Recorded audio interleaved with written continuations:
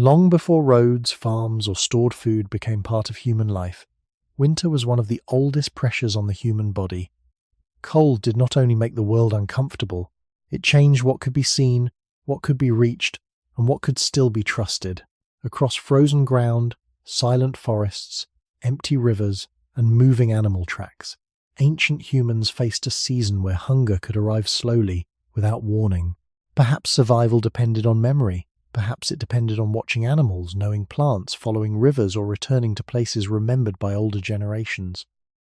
But in a world where the land itself seemed to close, one question remains quiet and difficult.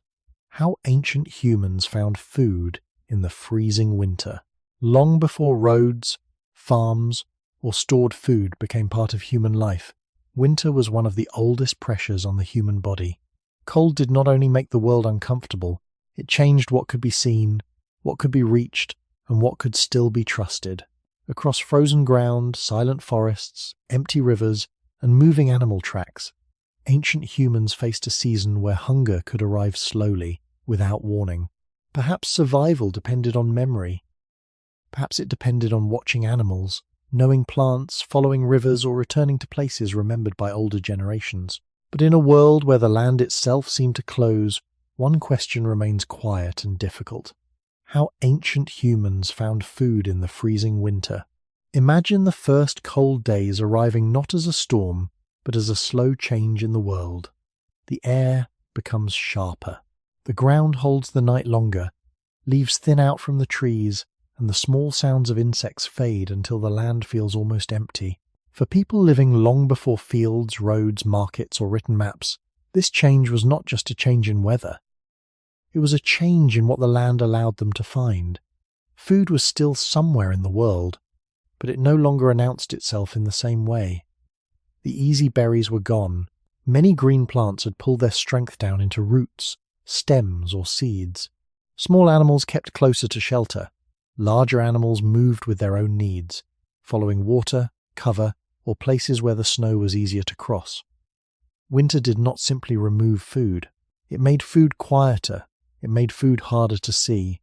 And for ancient humans, that quietness mattered. A person could walk through a frozen landscape and see almost nothing, while someone with deeper memory might notice a broken twig, a line of tracks, a patch of exposed ground, or a bend in a stream where life had not fully disappeared. This is one of the first important ideas to hold gently. Ancient humans were not facing a blank world. They were facing a world that had changed its language. In warmer seasons, the land may have offered more visible signs. Fruits, leaves, eggs, insects, fish near shallow water, animals moving through open ground.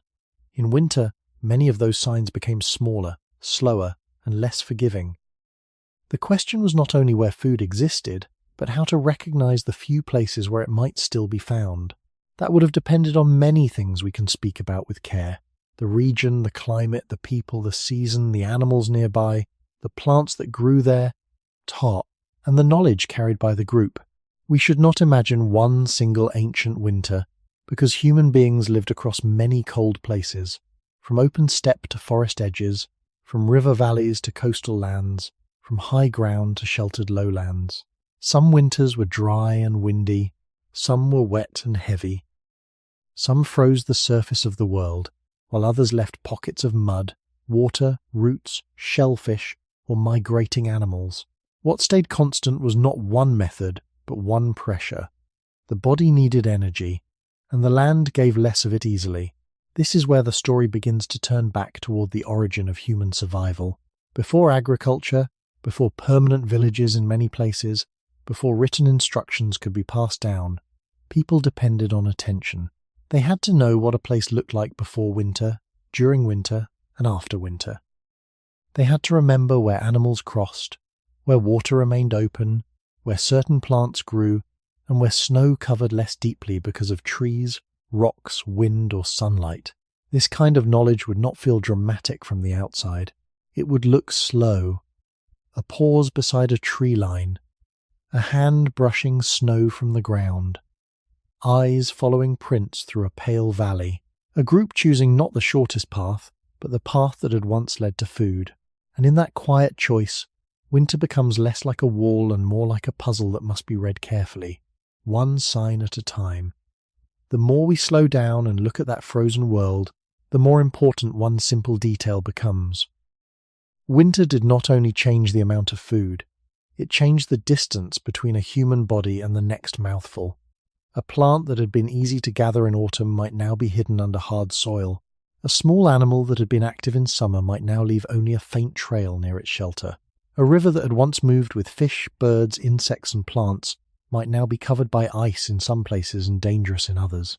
Nothing about this required ancient humans to understand the world in the way a modern scientist does, but it did require a kind of close, repeated attention that came from living with the same land through many seasons. If a group survived in a cold region, they could not treat winter as a surprise every time it returned. They had to carry some memory of where the season had left openings before, and those openings were often small. A south-facing slope where snow melted earlier, a stand of trees where animals sheltered from wind, a river bend where moving water kept the ice thin or broken, a patch of ground where roots might still be reached with effort, a place where birds gathered or where hoofed animals crossed because the terrain made passage easier. These were not grand discoveries in the way we often imagine discovery. They were quiet recognitions. They were the difference between seeing emptiness and seeing a pattern.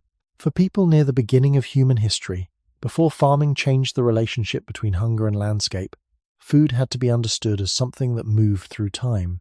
It was not just located in space. It appeared, disappeared, ripened, froze, migrated, burrowed, returned, and sometimes failed. That meant a person could not simply ask where the food was. The deeper question was when a place became useful, when it became empty, and when it might become useful again. This is one reason the winter problem reaches far beyond the image of a hunter walking through snow. Hunting may have mattered in many cold environments, but it was not the whole story. Gathering mattered. Water mattered. Old camps mattered. Shared knowledge mattered. The bodies of animals mattered not only as moving targets, but as signs of where the land still held energy. A line of tracks could mean more than one animal. It could point toward a feeding place, a sheltered route, or a place where several animals had passed over many days. A bird circling low over sharing might suggest open water. A disturbed patch of snow might suggest roots, burrows, or animals searching there before humans arrived. These clues did not promise success, they only narrowed the unknown. And in winter, narrowing the unknown may have been one of the most important human skills. It saved movement. It saved warmth. It saved daylight. It reduced the chance of walking too far into a landscape that offered nothing back.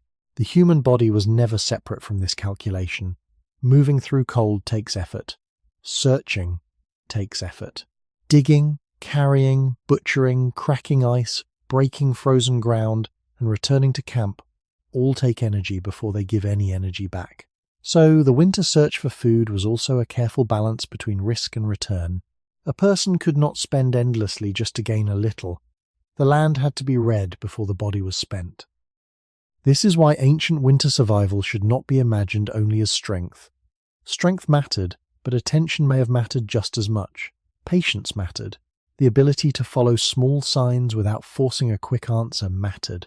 A child growing up in such a world would not learn winter from a single lesson. They would absorb it slowly, by watching where older people looked, where they walked, when they stopped, and when they turned back. Over time, the cold landscape became a memory shared by many minds, not a blank wilderness faced by one person alone. And this changes how we understand the question. Ancient humans did not simply find food in freezing winter by being tougher than we are. They lived inside relationships with places, seasons, animals, plants, water, and one another. Food was hidden in those relationships before it was ever found in the hand. By the time winter has fully settled over a landscape, the world can begin to feel almost still. Snow softens the edges of stones. Ice covers shallow water.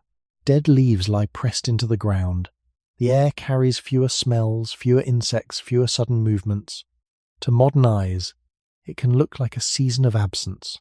But for ancient humans, absence itself may have been something to study. A quiet place was not always empty. A frozen place was not always dead. A bare tree line, a patch of trampled snow, a cluster of birds, or the exposed bank of a stream could still carry information. The difficulty was that winter did not speak loudly. It asked the body to slow down enough to notice what remained. This matters because food in winter was often not found by wandering until luck appeared. Wandering costs energy. In deep cold, every step has a price. The body burns warmth. The legs work harder on snow, mud, frozen ground, or uneven stone. Hands become less useful when they are cold. Daylight may be shorter, and darkness can make the return more dangerous. So a search for food had to begin before the search itself. It began with the question of where effort was worth spending. A place with no tracks, no exposed plants, no open water, no shelter, and no old memory attached to it might not be worth crossing. Another place, only slightly different, might matter greatly. A hollow protected from wind, a bank where animals had passed, a line of shrubs holding dry seeds, a place where snow was disturbed again and again. These small signs could shape a day's movement.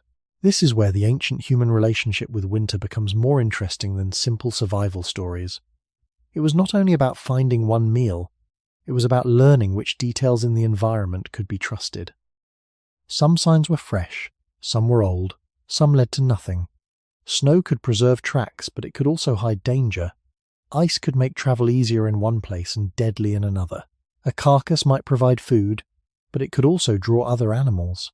Roots might be present beneath the soil, but the effort to reach them might not always be worth the strength spent. Nothing was guaranteed. Winter was not a puzzle with clean answers. It was a set of choices made under pressure, with incomplete knowledge, by people whose bodies could not afford endless mistakes. Near the deeper beginning of human life, before food systems became organized around fields and granaries in many societies, this kind of uncertainty would have shaped daily attention. People had to think with the land, but not in a romantic way. They had to notice practical things. Where does snow drift deeply? Where does it blow away? Where do animals avoid the open wind? Where might water still move under ice? Which plants leave usable parts after frost? Which places were useful last year, and which places failed? These questions did not need to be spoken in the language we use now. They could exist in memory, habit, gesture, and route. A group might return to a certain ridge not because anyone explained it formally, but because experience had taught that animal movement could be seen from there. They might follow a river not because it always gave food, but because rivers gather signs from many parts of a landscape. In this way, winter made food less like an object and more like a pattern. A single berry, fish, root, egg, or animal mattered, but behind each one was a larger chain. Weather shaped the plant shaped the animal, water shaped the animal's path, snow revealed or covered that path. Human memory connected one sign to another. The meal at the end was only the last visible piece. Much of the real work happened before anything was eaten. That is why the first cold landscapes of human history should not be imagined only as scenes of hunger and hardship. They were also places where attention became a survival tool. The people who lived through them had to learn that the land did not stop offering life in winter. It offered it differently, more quietly, more unevenly, sometimes in places that looked empty at first glance. And perhaps that is the slowest truth at the beginning of this story. In freezing winter, the first task was not simply to find food, but to learn how the season had hidden it. A freezing winter does not begin outside the body. It reaches the body first through the skin, the breath, the hands, the feet, and the slow tightening of movement. For ancient humans, cold was never just a background to the search for food. It changed the search itself. A person walking in warm weather can spend energy and expect the body to recover more easily with food, rest, and sunlight. In winter, that balance becomes more fragile. The body must keep itself warm while it is also trying to find the fuel that keeps it alive. Every movement has two meanings at once. It is a step toward possible food, and it is also a step that spends warmth and strength before anything has been found. This is why the question of winter food cannot be separated from the human body. Ancient people did not search as if they were outside nature, looking down at a landscape. They searched while being shaped by the same cold air, the same wind, the same short light, and the same limits of muscle and breath. The body had to decide, in its own quiet way, how long to keep moving, how far to go, when to turn back, and when a sign in the snow was worth following. We should be careful not to imagine this with too much certainty. We cannot know the exact thoughts of people who lived so long ago, but we can understand something general and grounded. A cold environment makes energy more costly. It can make hands less precise. It can make the ground harder to cross. It can make hunger feel slower at first, then heavier as the day goes on. If food is not found, the body does not simply become empty. It begins to protect itself. Movement may become slower. Attention may narrow. The pull to return to shelter, fire, or other people becomes stronger. In that sense, winter was not only a test of courage or skill, it was a negotiation between need and limitation. A person might know that food could exist beyond the next ridge, or near a river, or along the path of animals, but knowing that did not make the body limitless. The distance still had to be crossed. The cold still had to be endured. The food, if found, still had to be carried, prepared, shared, or eaten before the energy spent became too great. Near the long beginning of human life, before many communities depended on farming, this balance must have shaped daily movement in ways that are easy to overlook. A group could not treat every possible food source equally. Some places demanded too much walking. Some required digging into frozen ground. Some involved risk from thin ice, steep slopes, or large animals. Some might offer only a little food after great effort. Winter forced the body and the landscape into a quiet calculation. Not a calculation with numbers written down, but one felt through experience. A route that was safe in autumn might be exhausting after snow. A familiar stream might become difficult if ice covered its banks. A place with roots might still be useful, but only if the ground could be opened without spending too much strength. Even the simple act of carrying food back to others mattered. Food found far away was not the same as food found close to shelter. The value of a meal changed with distance, cold, and fatigue. This is one reason human cooperation becomes so important when thinking about winter. A single body has limits, but a group can hold memory, divide attention, share warmth, watch for danger, and bring food back to those who cannot travel as far. Children, older people, injured people, and nursing mothers would all make survival more than a private problem. The search for food had to serve the group, not only the person searching. In this way, the freezing season touched both biology and social life.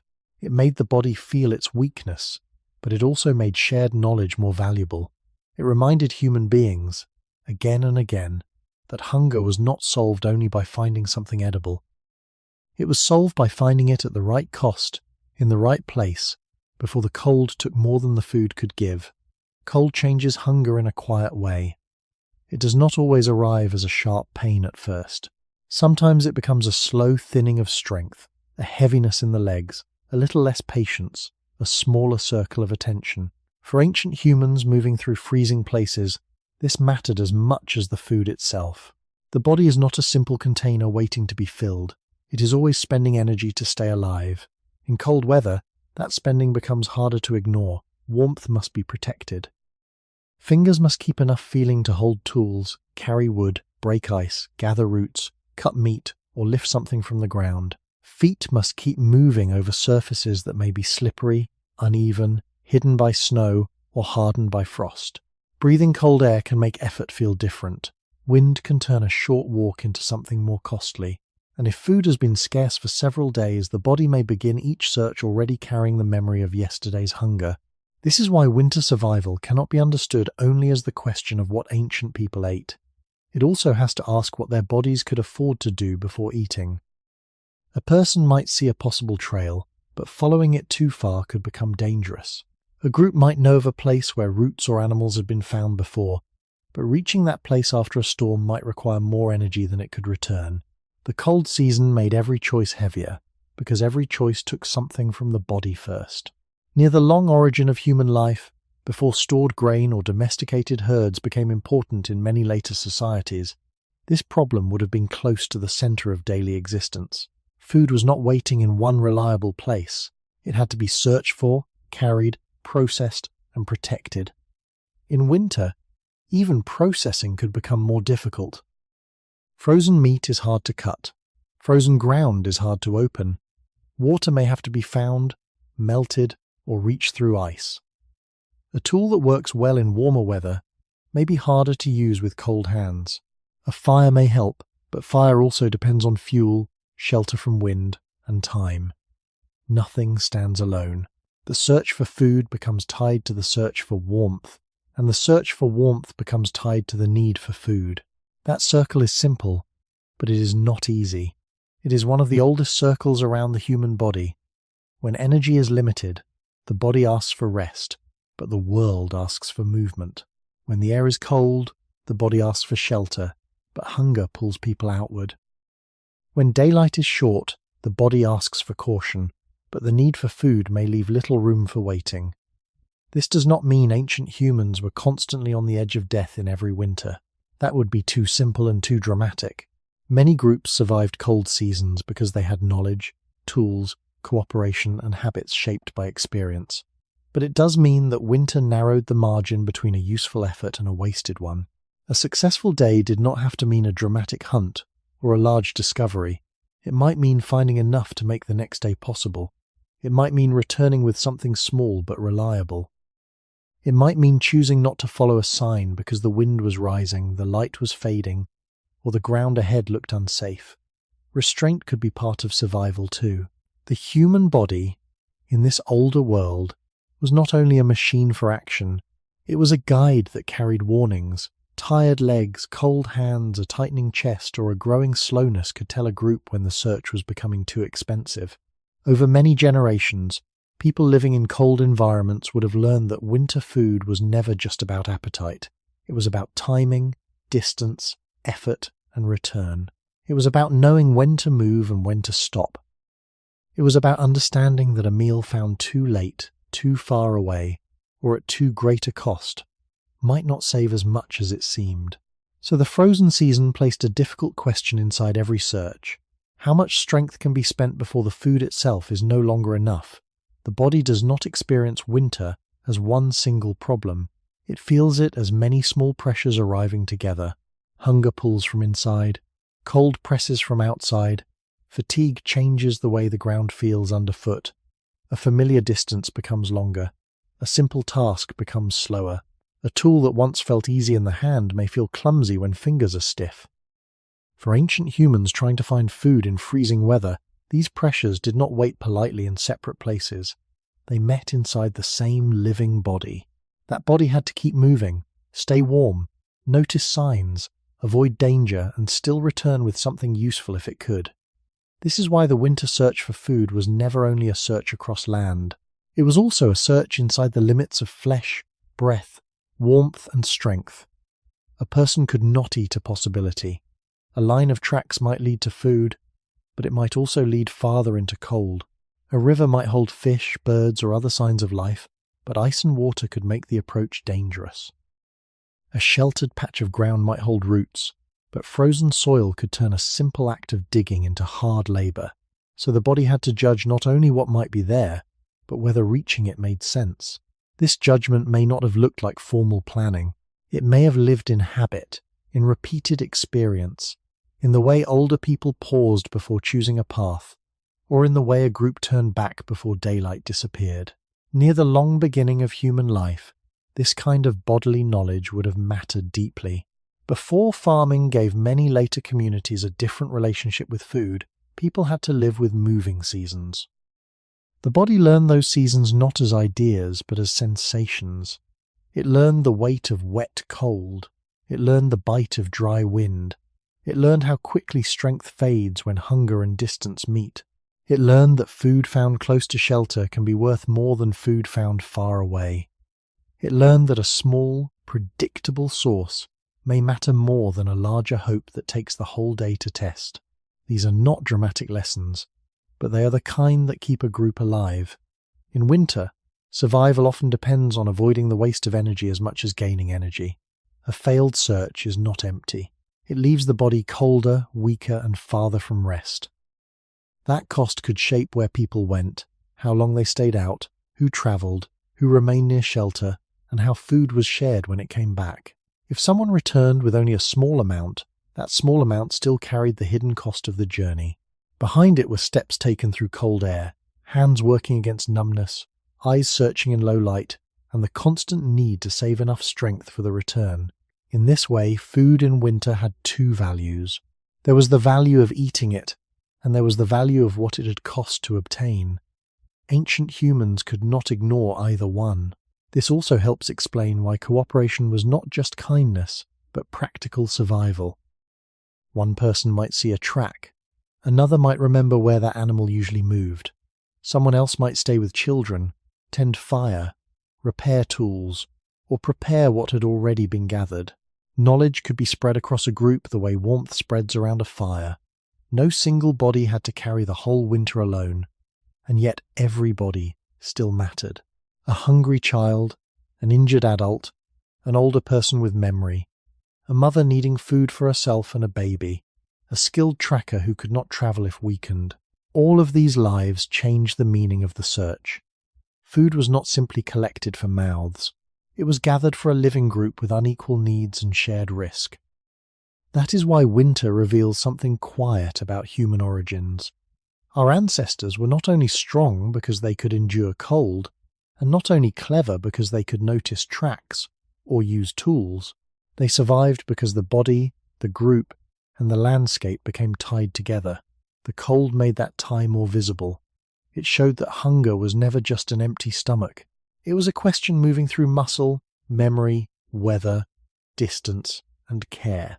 And before any meal could be found, the body had to ask whether the path toward it would leave enough strength to come home.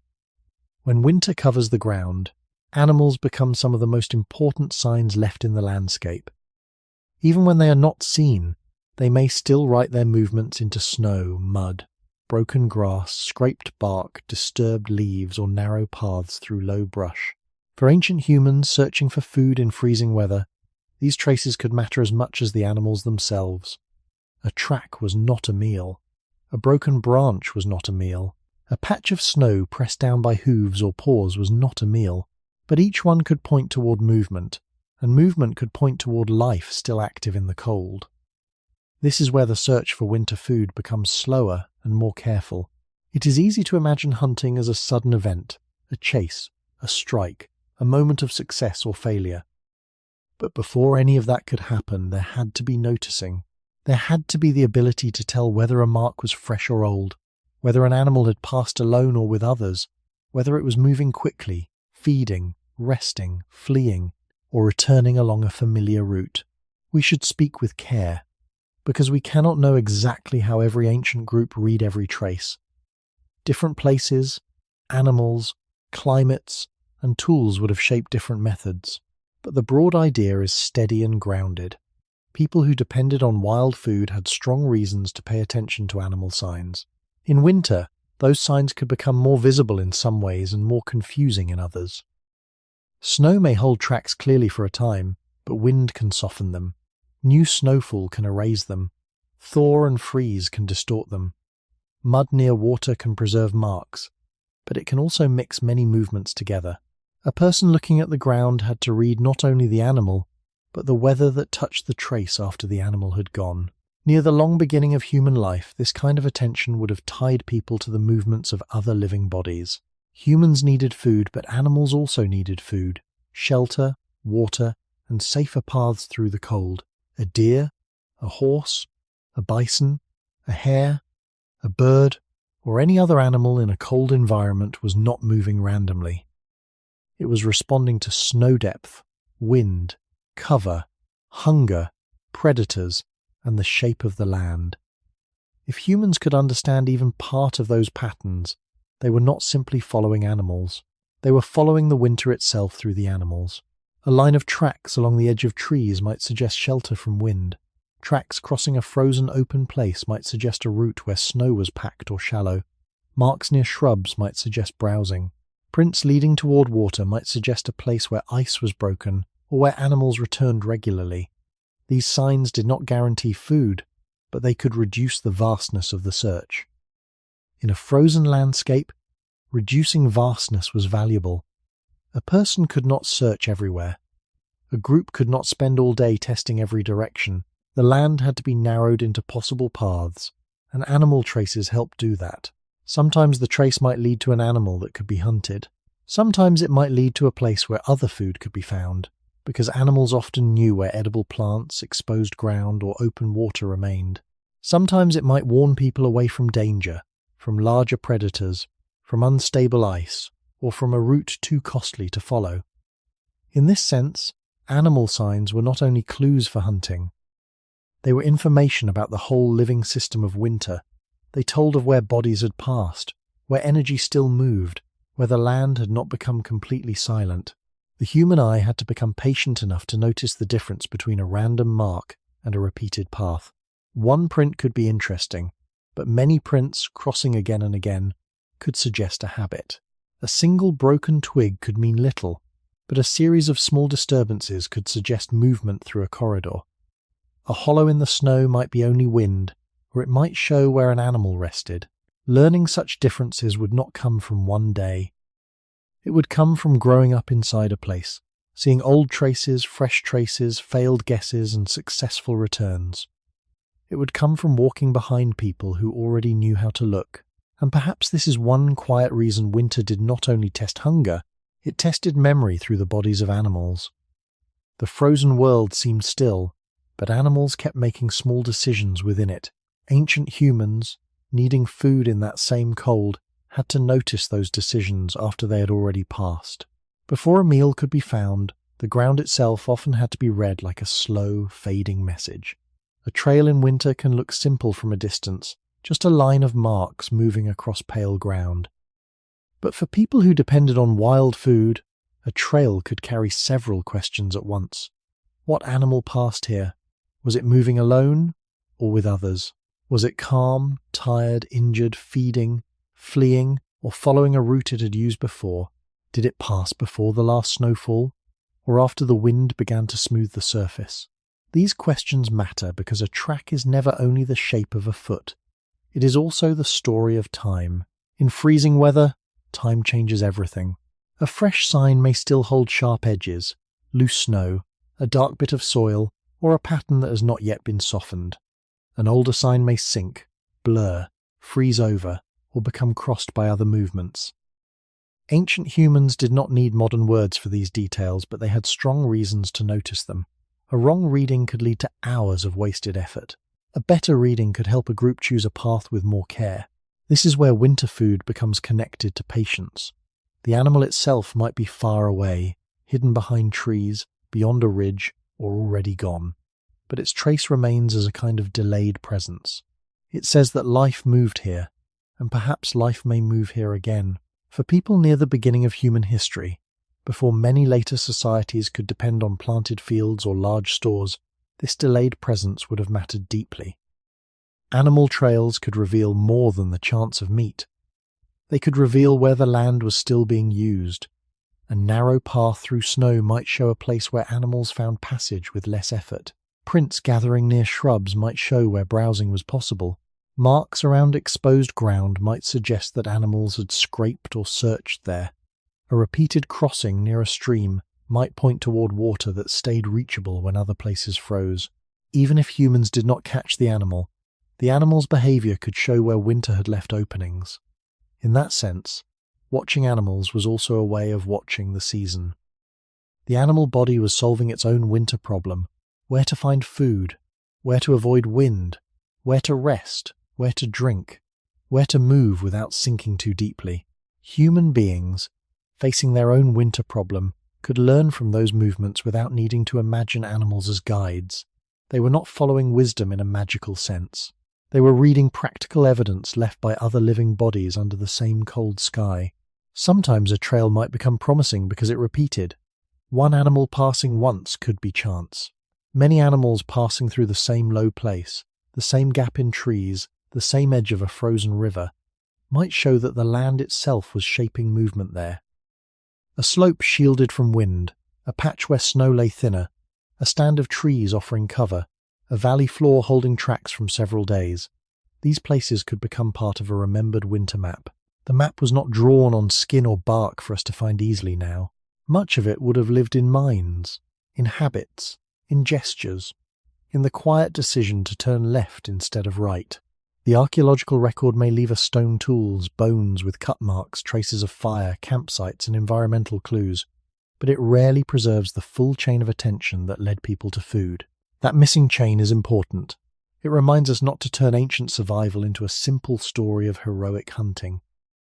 In many cold environments, finding food would have involved long periods of looking, waiting, comparing, and deciding that some signs were worth following while others were not. It would have involved accepting uncertainty. A trail could end. A storm could erase it. An animal could move faster than people could safely follow. A promising place could give nothing that day. Yet even failure could become knowledge if the group remembered it. A path that failed after deep snow might be useful after thaw. A riverbank empty in one season might become active in another. A place with many tracks but no successful hunt might still reveal where animals gathered, and that knowledge could matter later. Winter, then, did not only ask ancient humans to see animals, it asked them to see patterns behind animals. The hoof print, the paw mark, the broken crust of snow, the rubbed bark, the feathers near water, the trampled grass at the forest edge. Each detail could become part of a larger understanding of where life still moved when the cold made the world look closed. And slowly, through many days and many winters, the frozen ground itself became a quiet record of hunger, movement, memory, and possibility. There is another side to animal signs in winter, and it is quieter than the image of following tracks toward a hunt. Sometimes the most useful sign was not the animal itself, but the place the animal had chosen. A cluster of prints near a sheltered hollow could say something about wind. Scraped snow near low plants could say something about food still reachable beneath the surface. Birds gathering near a dark line in the ice could suggest open water. A fox trail along a bank might point towards small animals moving under snow or near roots. A place where larger animals crossed again and again could reveal a route where the ground was firm, the snow was not too deep, or the land opened into safer passage. For ancient humans, these details could turn a cold landscape from a wide emptiness into a series of possible questions. What is still alive here? What is still moving? What is hidden beneath the snow? What did the animals know with their bodies that human eyes might not see at first? This does not mean animals always led people to food, or that every mark had a clear meaning. That would be too neat. Winter signs could mislead. Wind could bend grass in ways that looked like movement. Old tracks could seem fresh after a freeze. A predator's path might pass through an area without revealing anything useful. But when people lived close to the same landscape across many seasons, they had the chance to compare signs with results. A mark followed one day might lead nowhere. The same kind of mark, seen again in another place, might later lead to water, roots, birds, or animals feeding. Over time, these experiences could gather into practical knowledge. Near the deep beginning of human life, this kind of knowledge mattered because humans were not the fastest animal, not the strongest animal, and not always the best equipped for deep cold. The advantage often came from noticing relationships. The track belonged to an animal. The animal belonged to a need. The need belonged to a place. And the place belonged to the season. A hoofprint was not just a hoofprint if it appeared repeatedly near a wind-protected edge of forest. A bird call was not just a sound if it came from the same bend in a river where water remained open. A trail through brush was not just a line if it connected shelter, feeding ground, and a safer crossing. In that way, animals helped reveal the hidden structure of winter. They showed where energy still passed through the land. They showed where the season had not fully closed. They also showed danger. Large predators could follow the same living patterns humans followed because they too needed food. A carcass might attract many forms of life, and that could make it useful, risky, or both. Tracks could warn people that another hunter had been there before them. A broken place in snow might suggest prey, but it might also suggest struggle. The winter landscape was never only generous or only hostile. It was mixed, uncertain, and alive in ways that required caution. This is why the old search for food should not be reduced to a simple picture of humans chasing animals across snow. There may have been moments of pursuit, but much of the work came earlier, in the slow reading of what had already happened. The ground held traces of movement after the bodies were gone. The river edge held marks of thirst, feeding, or passage. The trees held rubbed bark, broken twigs, and places where animals had reached for what remained. Even silence could be compared with memory. If a place that usually held tracks was suddenly empty, that absence might matter too. Perhaps animals had shifted because of deeper snow, stronger wind, fewer plants, or danger nearby. Ancient humans could not know every cause, but they could respond to change, and response, in winter, was often more important than certainty. The frozen season asked people to keep adjusting. A route useful last year might fail this year. A valley rich in signs one week might grow quiet after a storm. A river that gave life in one cold spell might become sealed in another. To live with this kind of change, humans needed more than sharp eyes. They needed memory, patience, and the willingness to let the land correct them. Each winter could teach, but only if the group survived long enough to remember what it had taught. Animal traces, then, were not just marks on snow or mud. They were part of a conversation between human hunger and the wider living world. They helped people ask where to walk, where not to waste strength, where to return, and where to wait. And in the freezing winter, when food seemed hidden from plain sight, those faint signs may have been among the first threads that led the human body back toward life.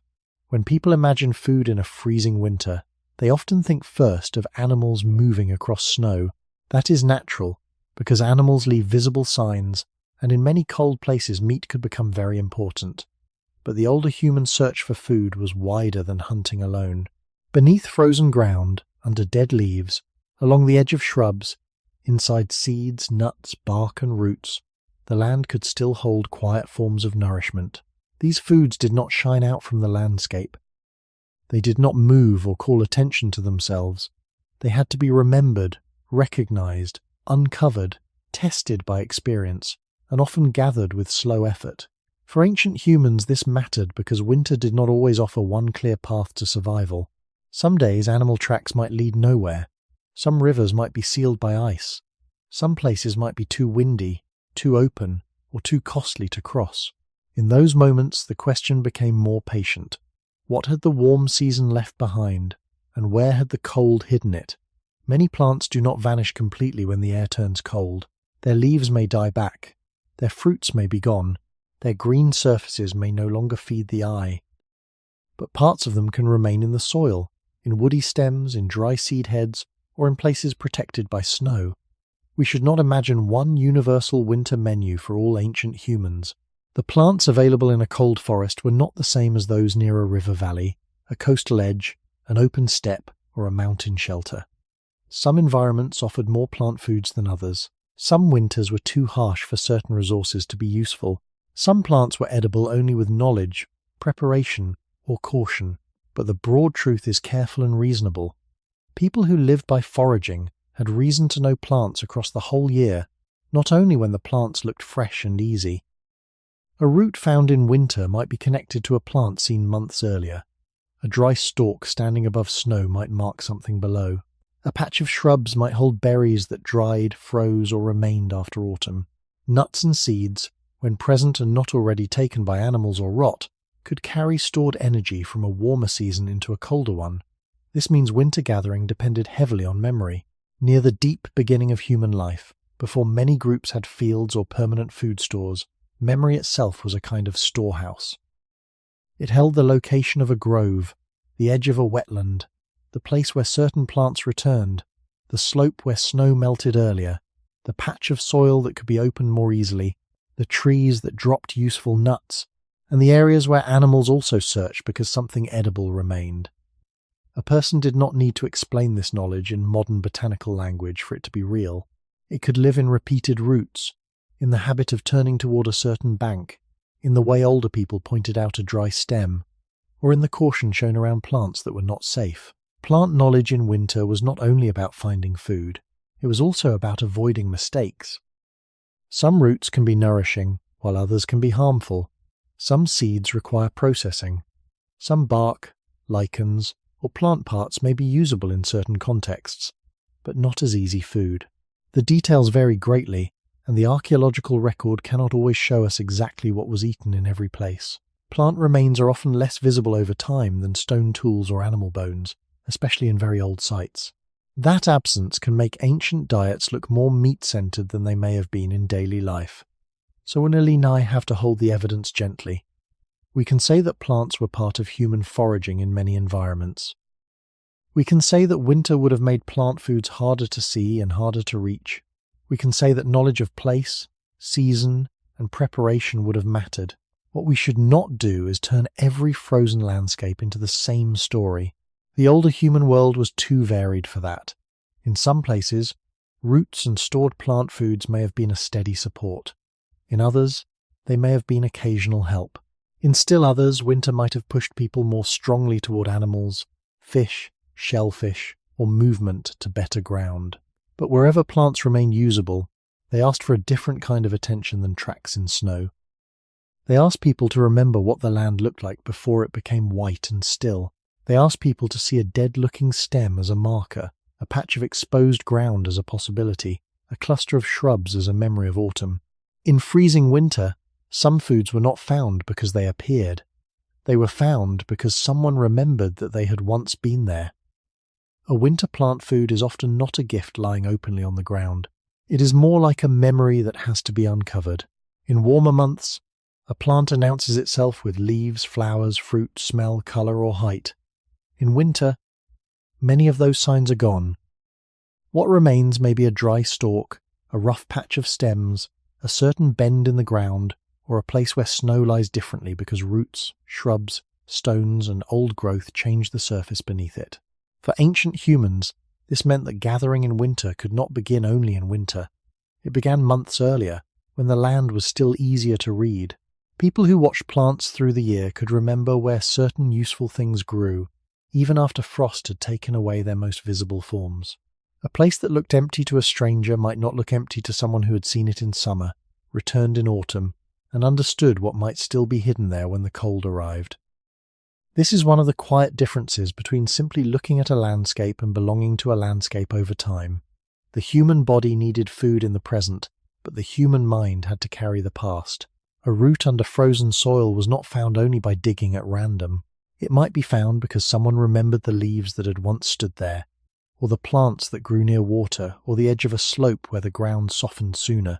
Seeds and nuts, where they existed, also belonged to this older calendar of attention. They were not always available, and animals often searched for them too, but when they could be found, they represented stored energy from a warmer part of the year. The same is true for some dried berries, tough plant parts, inner bark in some contexts, or edible shoots and roots that could remain usable after frost. None of this should be imagined as easy. Frozen ground resists the hand, snow hides detail, cold makes fingers slower, digging takes strength before it gives anything back. A tool has to be carried, used, and sometimes repaired. Even after something is found, it may need cleaning, breaking, soaking, roasting, or careful handling. Some plants can harm as well as feed, so winter gathering was not simply a gentle walk through a white forest. It was work, knowledge, caution, and memory joined together. Near the beginning of human life, before the rise of farming changed food in many later communities, this kind of plant knowledge would have helped connect generations. A child might first learn that a dry stem still matters because an older person stopped beside it. A young adult might learn that not every root is safe, not every seed is worth the effort, and not every patch should be emptied if the group may need to return. We cannot know the exact lessons spoken in such places, but we can understand the practical world that would make such learning valuable.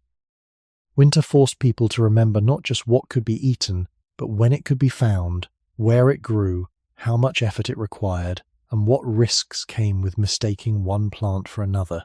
This also helps us avoid a simple mistake in thinking about ancient food. The most visible evidence that survives for archaeologists is not always the most common part of daily life. Stone tools survive well, bones can survive, charcoal can survive. Many plant foods leave lighter, more fragile traces, unless special conditions protect them. So when we imagine ancient winter diets, we should not let the strongest surviving objects become the whole story. The absence of clear plant remains in some places does not mean plants were unimportant everywhere. It means the deep past is uneven in what it gives back to us. The winter search for food probably changed from region to region, from year to year, and from group to group. But wherever plant knowledge mattered, it made survival less dependent on a single lucky moment. It gave people another way to read the frozen world. Not through movement, like animal tracks, but through memory fixed in place. A buried root, a hard seed, a shrub line, a familiar bank, a tree that had once dropped food. These were slow signs. They did not promise abundance. They did not remove hunger. But they reminded ancient humans that even when the surface of the world looked closed, the season had not erased everything beneath it. There is a quiet kind of food that belongs to winter, because it does not depend on being fresh. Seeds, nuts, dried fruits, tough roots, and certain stored plant parts are not the same as green leaves in spring or ripe berries in summer. They are pieces of an earlier season carried forward into the cold. For ancient humans, that mattered. Winter was not always a time of finding something newly grown. Often, it may have been a time of finding what the year had left behind. A nut under leaves, a seed head still standing above snow, a buried root, a dry fruit caught in branches, or a plant patch remembered from warmer days could all become part of the search. None of these things would have solved winter by themselves. They were not a simple answer to hunger. But in a cold world where every source mattered, even small plant foods could change the shape of a day. A handful of seeds might not look dramatic beside the image of a large animal, but it could still mean energy. A root might take effort to uncover, but it might also be closer than a moving herd. A place where nuts had fallen might already have been visited by birds, rodents, or other animals, but some could remain hidden under leaves, snow, or earth. The important point is not that ancient people always found these foods easily. The important point is that the winter landscape held more possibilities than the eye first allowed. Near the deep beginning of human life, before many communities had agriculture, written maps, or permanent stores in the later sense, people had to think with the whole year. They had to know that winter did not begin on the first cold day. It began in the memory of summer plants, autumn gathering, animal movement, and the places where the land had once shown abundance. A dry stalk in winter could be a reminder of a living plant in summer. A tree line could be a reminder of fallen nuts in autumn. A patch of low shrubs could be a reminder of berries, seeds, or animal feeding. A wetland edge could be a reminder of roots and birds. This kind of memory made winter food partly invisible to anyone who had not lived through the earlier seasons. The food was not only under the snow, it was also inside remembered time. And because plant foods often required care, this knowledge could not be careless. Some plants are edible. Some are not. Some are useful only after preparation. Some may be safe in one form and dangerous in another. We should not guess details where the evidence is thin, and we should not turn ancient foraging into a perfect list of winter foods. The safer, more honest way to understand it is to say that people who relied on wild landscapes needed practical knowledge of plants, and that winter made this knowledge harder, slower, and more valuable. Archaeology can sometimes show plant use through preserved seeds, starch grains, charred remains, residues, tools, or environmental evidence, but the record is incomplete. Many meals leave almost nothing behind. A root eaten beside a fire, a handful of seeds gathered from a dry plant, or a berry picked from a frozen branch may disappear from history without leaving a clear trace. That does not make them imaginary. It only means the past is quiet in some places. So when we ask how ancient humans found food in freezing winter, we have to leave room for these quieter foods. They do not make a loud story, but they help make a believable one. They show that survival could depend on many small decisions rather than one great success. A group might follow tracks one day, search near water the next, return to a remembered patch of plants after that, and carry back whatever was useful enough to justify the effort. Winter food was rarely only one category. It was a mixture of chance, knowledge, memory, strength, and restraint. A plant that looked dead might still mark a buried resource. A frozen surface might cover roots below. A snow-covered bank might protect seeds from wind. A tree that seemed bare might still shape where animals and humans searched around it. In this way, plants gave ancient humans another way to read winter. Animal signs showed where life moved. Plant signs showed where life had once gathered itself and might still remain, and together, These signs remind us that the frozen season was not empty. It was layered. The surface looked silent. Beneath it were older seasons, older roots, older memories, and small hidden forms of energy waiting for someone who knew where to look. In a freezing winter, water can seem as if it has gone silent. A river that once moved openly may carry ice along its edges. A lake may look sealed from bank to bank. Marshes may stiffen. Shallow pools may disappear under a pale crust. To a person standing at a distance, this can make water seem less alive than forest or open ground. But for ancient humans searching for food, water may have been one of the places where winter still left a narrow opening. Not always, not everywhere, and not in the same way for every group, but often enough that rivers, lakes, springs, wetlands, and coasts deserve careful attention in this story. Water gathers life because many living things need it, even in cold weather. Animals come to drink when they can. Birds follow open stretches when ice does not close everything. Fish may remain below the surface. Shellfish, where they exist, can stay in tidal zones or along certain shores. Plants may grow near wet ground, and roots may remain close to water edges. A river is not only water.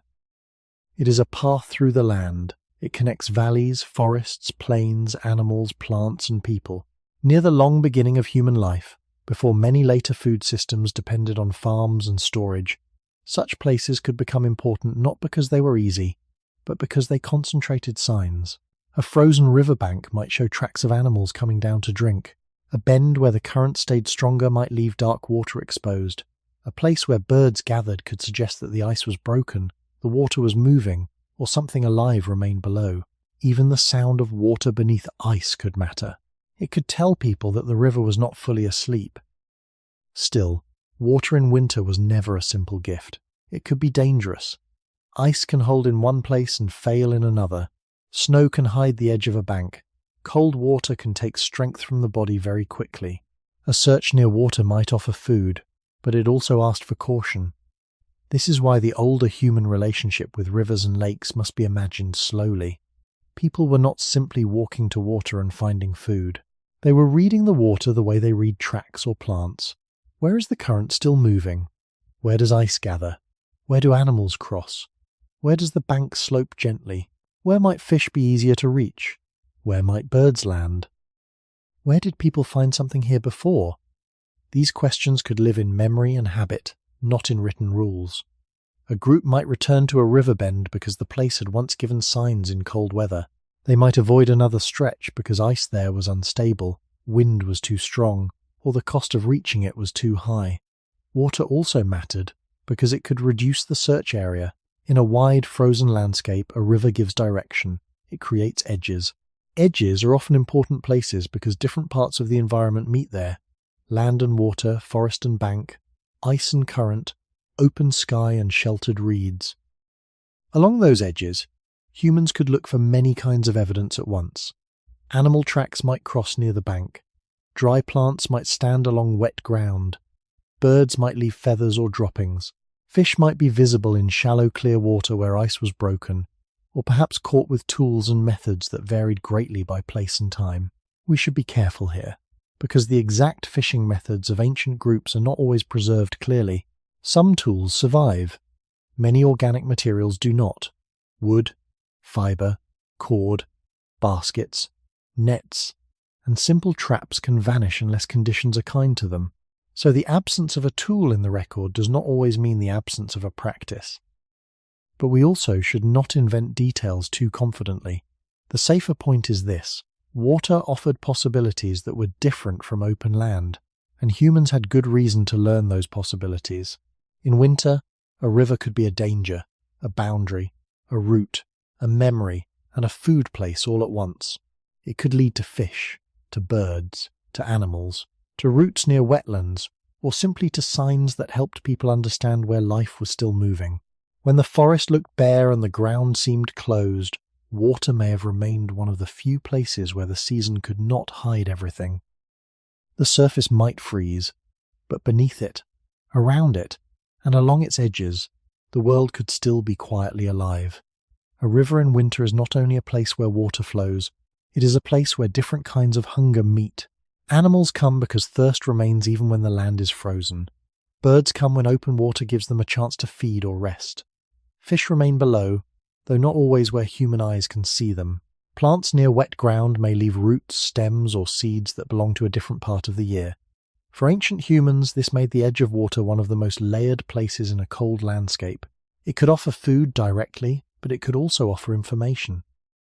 A person might not find fish that day, but they might find tracks along the bank. They might not catch a bird, but the bird's presence could show that the water was open.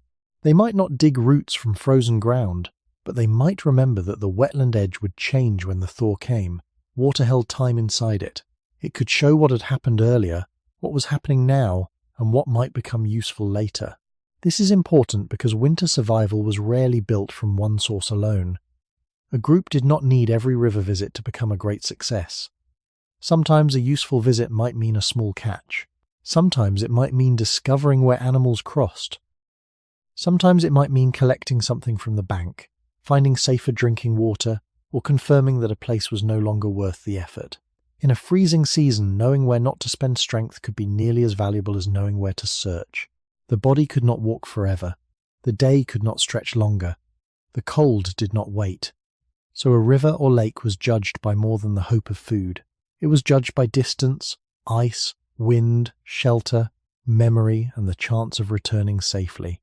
Near the long beginning of human life, before written maps and later food systems, this kind of judgment may have lived in repeated routes. People could know a river bend through the feet as much as through the eyes.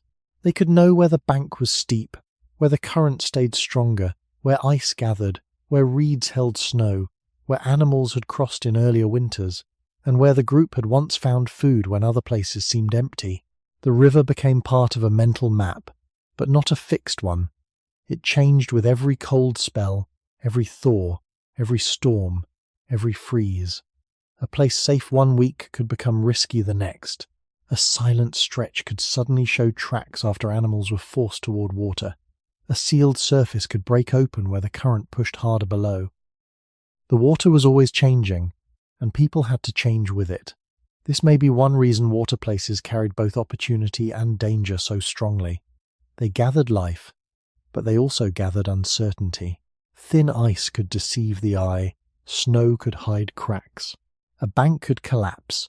Wet clothing or wet skin in cold air could quickly become a serious problem. A person reaching for food near water was also placing the body close to one of winter's strongest risks. This meant that searching near rivers and lakes required restraint. There may have been times when the sign of food was visible, but the cost of reaching it was too high. That kind of decision is easy to forget when we imagine ancient survival from a distance. We tend to see the food and forget the path to it.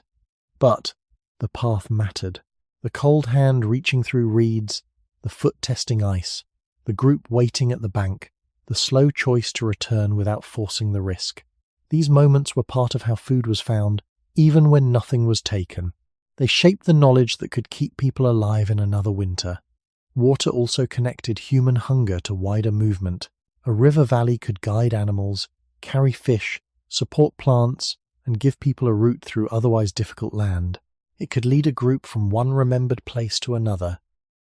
It could hold evidence from upstream, from forests, from open ground, from animals that had passed in the night. In that sense, following water was not only following a resource, it was following one of the main lines through which winter life continued.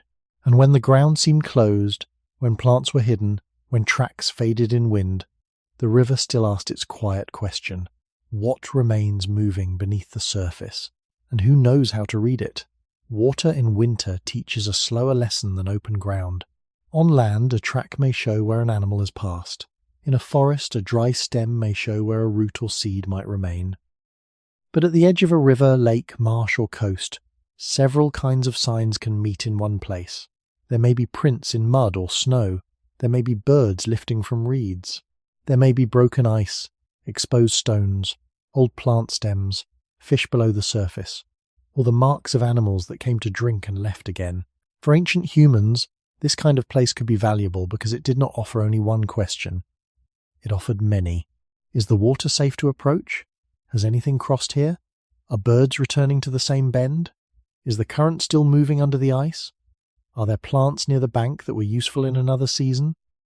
Did this place help the group before, or did it cost too much strength for too little return? These questions did not need to be written down. They could live in the body, in memory, in the way people walked more carefully near one bank and more confidently near another. A river remembered across seasons is not the same river to a stranger.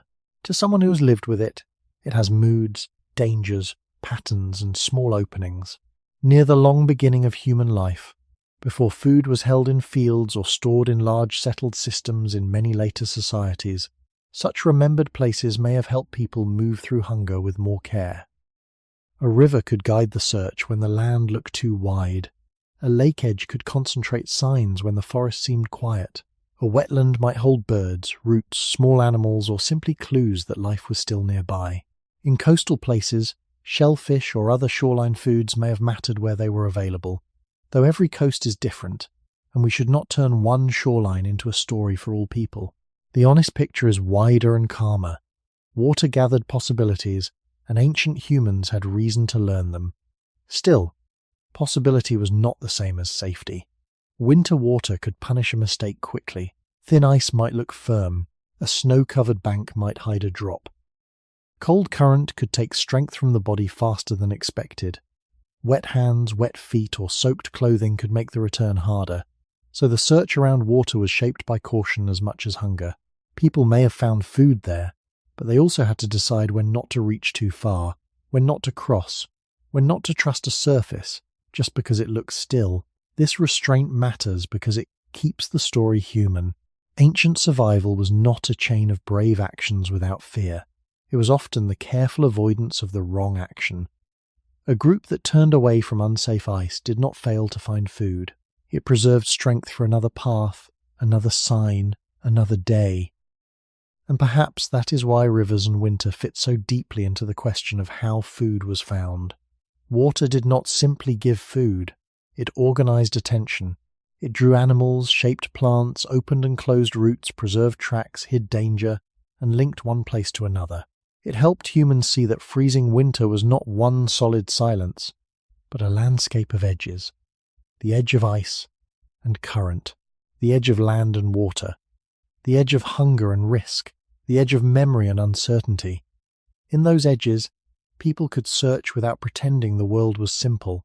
They could follow a bank until signs became clearer. They could return to a bend that had mattered before. They could watch birds, tracks, reeds, water sounds, and the behavior of animals with the same patient attention. When food came from such a place, it was not only taken from the river or lake, it was taken from the relationship between human memory and a moving world that winter had tried, but not fully managed, to hide. Memory may have been the quietest food source in winter because it could hold what the frozen land no longer showed. A person standing in snow might see only white ground, bare branches, dark water, and the faint line of a ridge. But someone who had lived through the warmer months might also see the place beneath the season.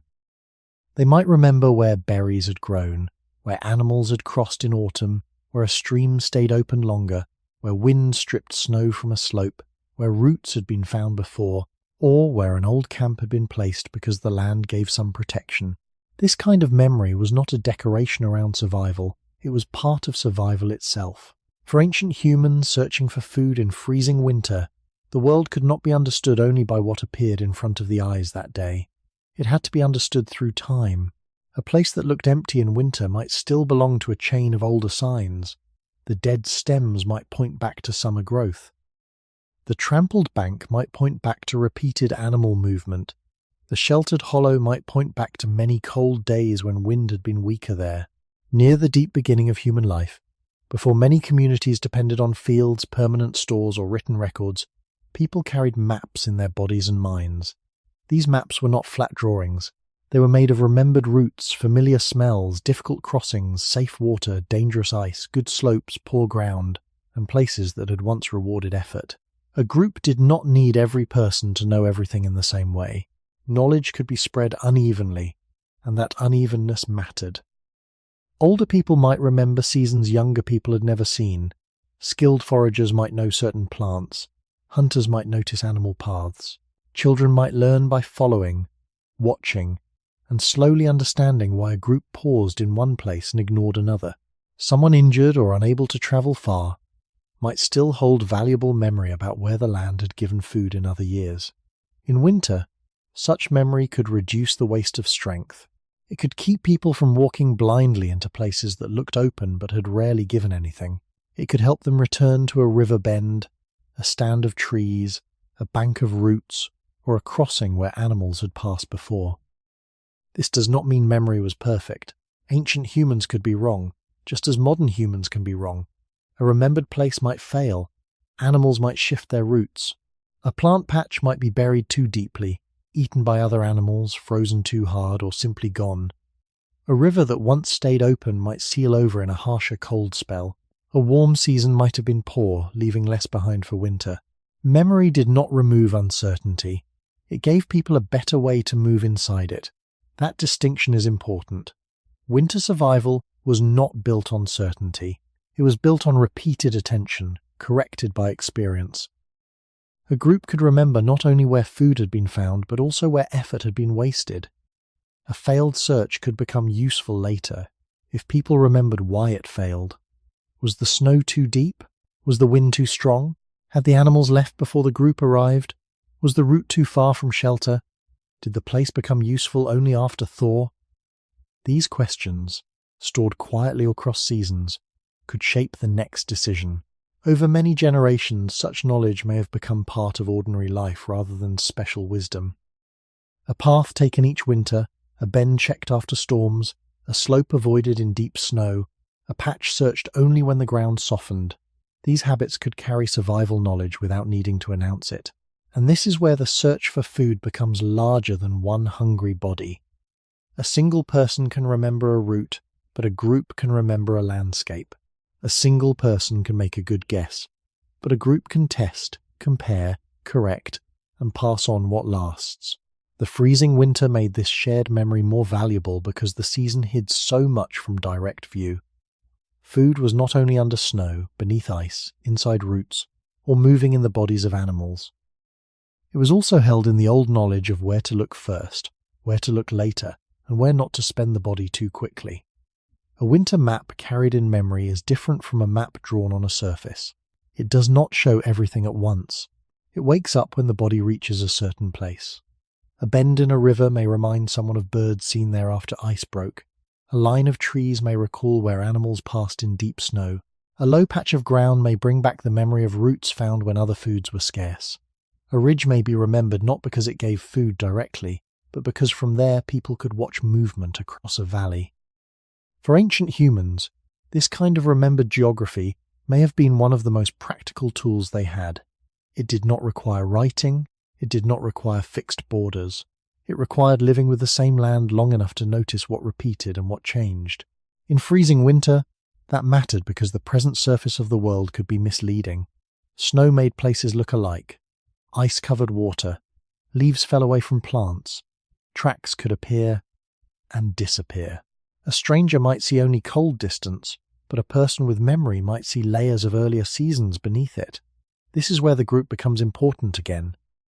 One person's memory can fail, or be too narrow, or belong only to a short part of the landscape, but a group can hold many memories at once. Someone may remember a good crossing. Someone else may remember that the crossing becomes dangerous after a thaw. Another may remember where animals moved when wind came from one direction, or where roots were found after the first hard frost, or where a camp had once been placed because wood, water, and shelter came together. These details sound small, but winter often turns small details into survival decisions. A route that saves effort matters. A place that gives a little food close to shelter matters. A bank that should not be approached matters. A patch that looks empty but has been useful before matters. Near the deep beginning of human life, before many later communities built permanent food systems, people did not stand apart from these details. They lived inside them. Children could learn not only by being told, but by walking. They could see where adults slowed down, where they looked at the ground, where they listened, where they stopped near water, where they refused to cross, where they brushed snow away from a stem, or checked a hollow out of the wind. This kind of learning is quiet. It does not always become a story. It becomes a way of moving. It becomes a feeling that one direction is worth testing and another is not. It becomes the knowledge that food is not just a thing to be found, but something tied to timing, weather, distance, and the condition of the body. Shared memory also helped people deal with failure without being completely defeated by it. A winter search could go wrong even with good knowledge. Tracks could be old. A remembered plant patch could be buried too deeply. Animals could change their route. A river that had once stayed open could freeze. A slope that seemed useful could become too dangerous under hard ice. But if the group remembered the failure, it could become part of the next map.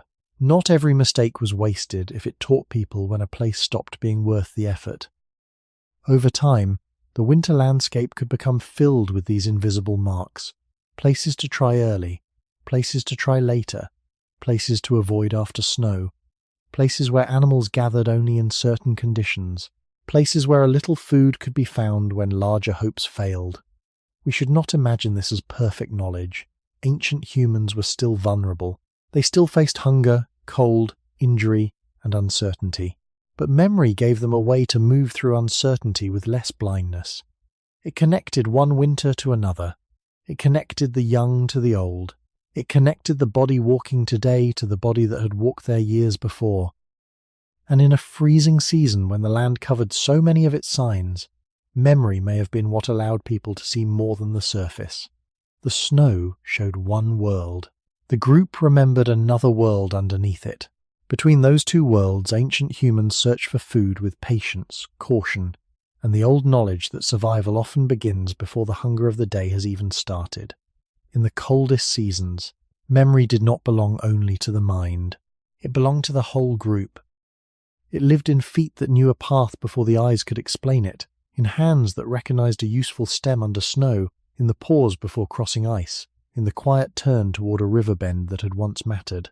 For ancient humans, this shared memory may have been one of the strongest ways to face a winter landscape that kept changing its face.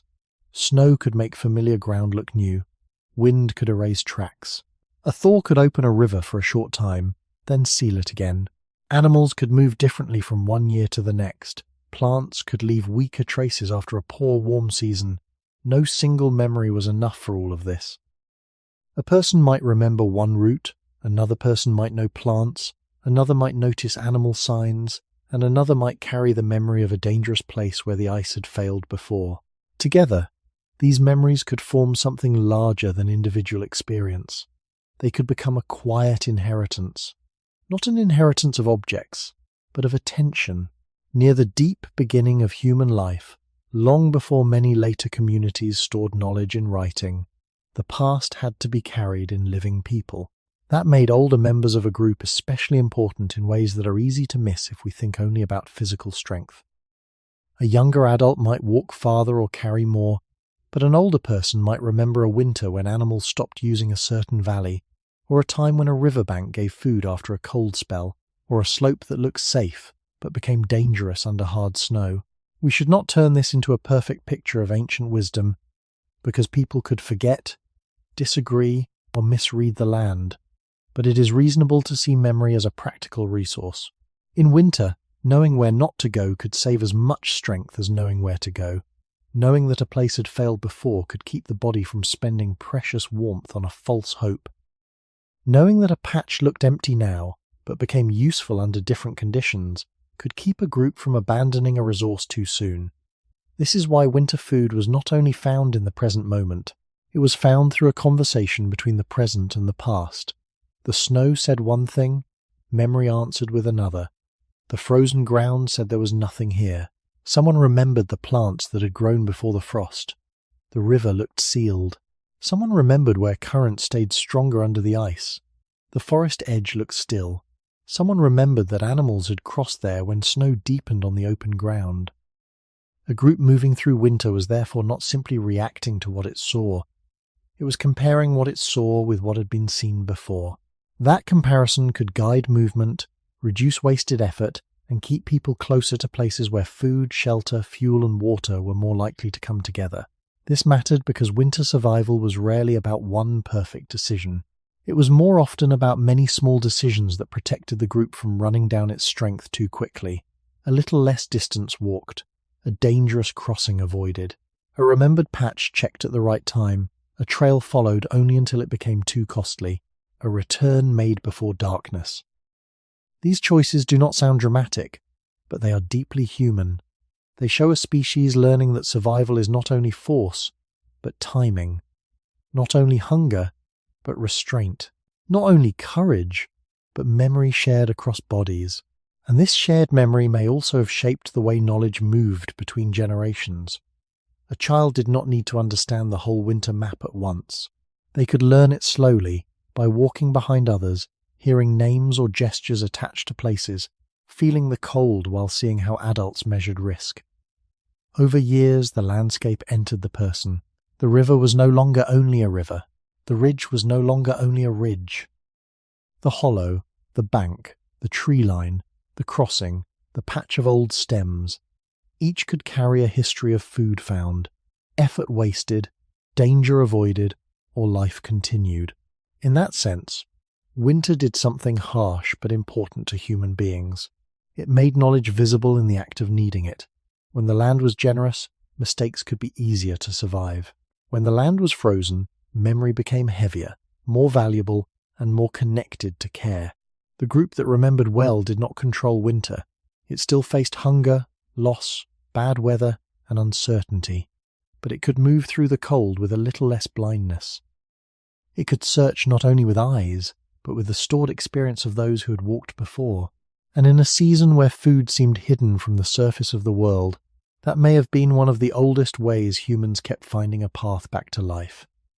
Fire is often imagined as the great answer to cold, but in the older human world it was not magic. It did not make winter gentle. It did not make food appear from nowhere. What it did was more practical, and maybe more important because of that.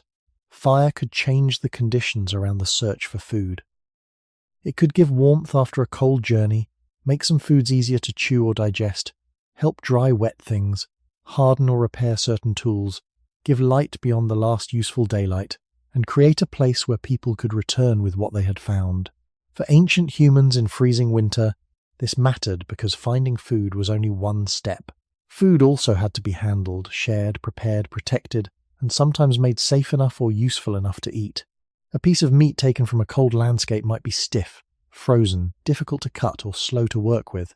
Roots and tough plant parts might become easier after heat, depending on what they were and how they were treated.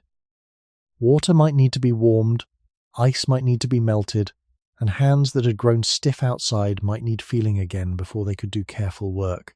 Fire did not remove the old problem of hunger, but it changed the space in which hunger was managed. It made camp more than a resting place.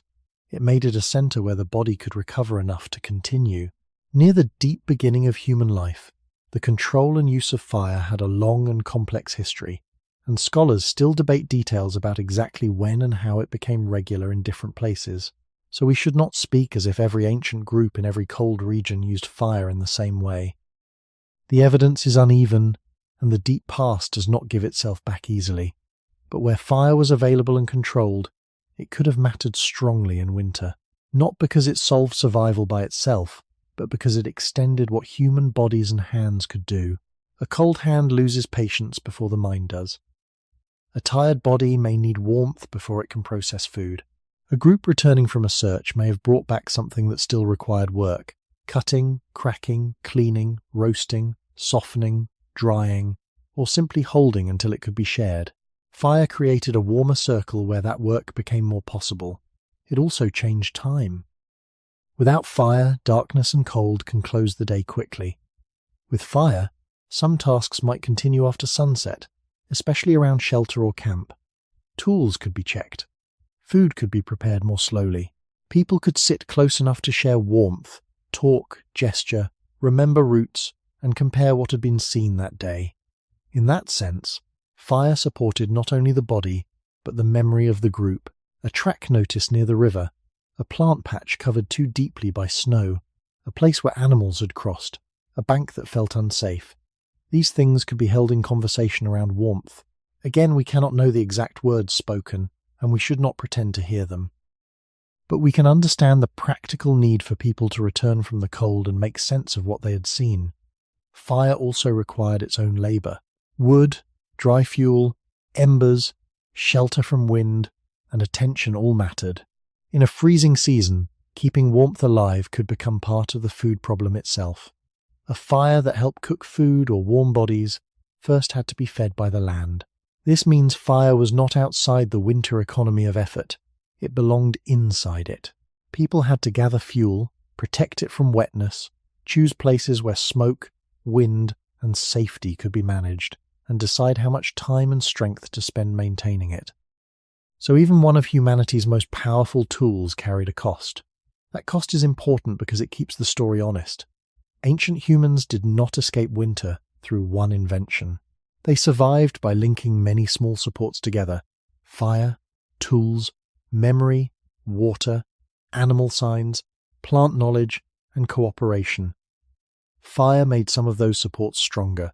It allowed the cold body to return from the search and become useful again. It turned food from something merely found into something that could be worked with. And in the freezing winter, that difference may have been as important as the finding itself. A tool in winter is not only an object held in the hand, it is a way of saving strength. A sharp edge can reduce the effort needed to cut. A digging stick, a stone tool, a scraper, or a simple point can turn a difficult task into one the body can finish before cold takes too much from it. For ancient humans searching for food in freezing weather, tools mattered not because they made survival easy, but because they helped close the gap between what the body needed and what the landscape resisted. Frozen meat is harder to work with than fresh flesh. Tough hides, bones, tendons, shells, woody stems, and frozen soil all ask for effort. A bare hand can only do so much before it becomes cold, sore, or injured. A tool gives the hand a different shape. It lets the body cut, pry, scrape, crack, pierce, carry, or dig with more control. In winter, that control could matter greatly. A small food source that would be too costly to open by hand might become worth using with the right tool. A carcass found in cold weather might be partly frozen, partly taken by animals, or difficult to process before darkness. A root hidden under hard ground might not be reachable without something strong enough to break the surface. A shellfish bed, where such foods existed, might require prying, breaking, or careful gathering along a cold shore. None of these examples should be treated as one universal pattern for all ancient people. Different environments gave different materials and different foods, but the general relationship is steady. Tools helped humans turn effort into usable food. Near the deep beginning of human life, this relationship between tool, body, and food was one of the things that made humans different from animals that relied only on teeth, claws, speed, or strength. Human beings were not separate from the land, but they could carry small pieces of intention with them: a sharpened stone, a shaped piece of wood, a bone point, or a scraper could hold the memory of earlier work. It had been made before the moment of hunger. It had been prepared in another time, perhaps near fire, perhaps during a quieter part of the day, perhaps by hands that knew the value of having it ready when the cold search became difficult. This is important because winter survival often depended on work done before the immediate crisis. A tool made earlier could save time later. A cutting edge repaired before a search could make processing faster after food was found. A handle kept dry, a point carried carefully, a stone selected from a known place. These small preparations could shape what happened when opportunity appeared. If an animal was found, if a root patch was reached, if ice had to be worked around, if a tough plant part had to be opened, the group did not want to begin from nothing. Tools allowed people to meet a rare chance with readiness. Fire and tools also worked together in quiet ways. Fire could warm hands, harden or help shape some materials, dry what had become damp, and make a working space where people could repair, prepare, or think through the next search. A tool broken in winter was not just a broken object. It was a loss of efficiency when efficiency mattered. Repairing it could mean fewer wasted movements tomorrow. Sharpening it could mean less strength spent on the same piece of food. Around a fire, people could turn raw materials into future possibilities. A stone edge was not food, but it could help make food usable. A wooden digging tool was not warmth, but it could help reach something that gave energy. A scraper was not shelter, but it could help process hides or materials that made cold easier to bear. Everything connected. This is why it would be too simple to say that ancient humans found winter food only by following animals, remembering plants, or searching near water. They also found it by changing what their hands could do. The hand alone is soft. The hand with a tool becomes patient, precise, and sometimes stronger than the body would be by itself. Yet tools also carried limits. They could break, they could be lost. They required materials, skill, and time. They did not remove danger from thin ice, deep snow, hunger, or bad weather. They only helped people spend their effort more wisely, and that may be the most honest way to understand them. In freezing winter, tools were not symbols of human domination over nature. They were modest extensions of a vulnerable body trying to work with a difficult season. They helped ancient humans turn traces into chances, chances into food, and food into another day of warmth, memory, and movement. When fire, tools, memory, and movement came together, winter food became something more than what a person could pick up from the ground. It became the result of a whole chain of preparation. A group might notice animal signs in snow, remember where a river stayed open, return to a plant patch seen months earlier, carry a tool that could cut or dig, and bring what they found back toward warmth. No single part of that chain was enough by itself. Fire without food could not feed the body. A tool without knowledge might only make work possible in the wrong place. Memory without movement could not bring anything home. Movement without warmth could spend more strength than it gained. In freezing winter, survival depended on how these small supports joined together. This is why we should not imagine ancient humans finding food as if every day turned on one dramatic moment. Much of the real work may have been quiet, slow, and ordinary. A cutting edge prepared before a search, a fire kept alive through difficult weather, a path remembered from an earlier season, a child watching how an adult tests snow near a bank, a person returning before darkness instead of pushing too far. These actions do not look impressive from far away, but they reveal something important about human origins. Human beings were not built for winter in the same way many cold-adapted animals are. We did not grow thick fur. We did not run on hooves over snow. We did not smell buried food as well as some animals, or sleep through the cold as others do. What humans carried into winter was different. We carried attention, tools, shared memory, fire where it was available, and the ability to turn experience into repeated practice. That did not make the cold harmless. It made the cold readable enough sometimes to survive. The limits remained. Fuel could be hard to find. A fire could be difficult to protect from wind or wet weather. Tools could break at the wrong time. A known place could fail. A winter storm could erase tracks, close water, bury plants, and keep people near shelter. Ancient life was not a neat system where every problem had an answer waiting nearby. The evidence we have from the deep past is also uneven. Stone and bone often survive better than wood, fibre, food scraps, gestures, spoken knowledge, and the small decisions of a day. So when we speak about fire and tools, we should speak with care. We can say they helped expand what humans could do. We can say they helped make some foods more usable, some tasks less costly, and some cold evenings more bearable. But we should not pretend they explain everything.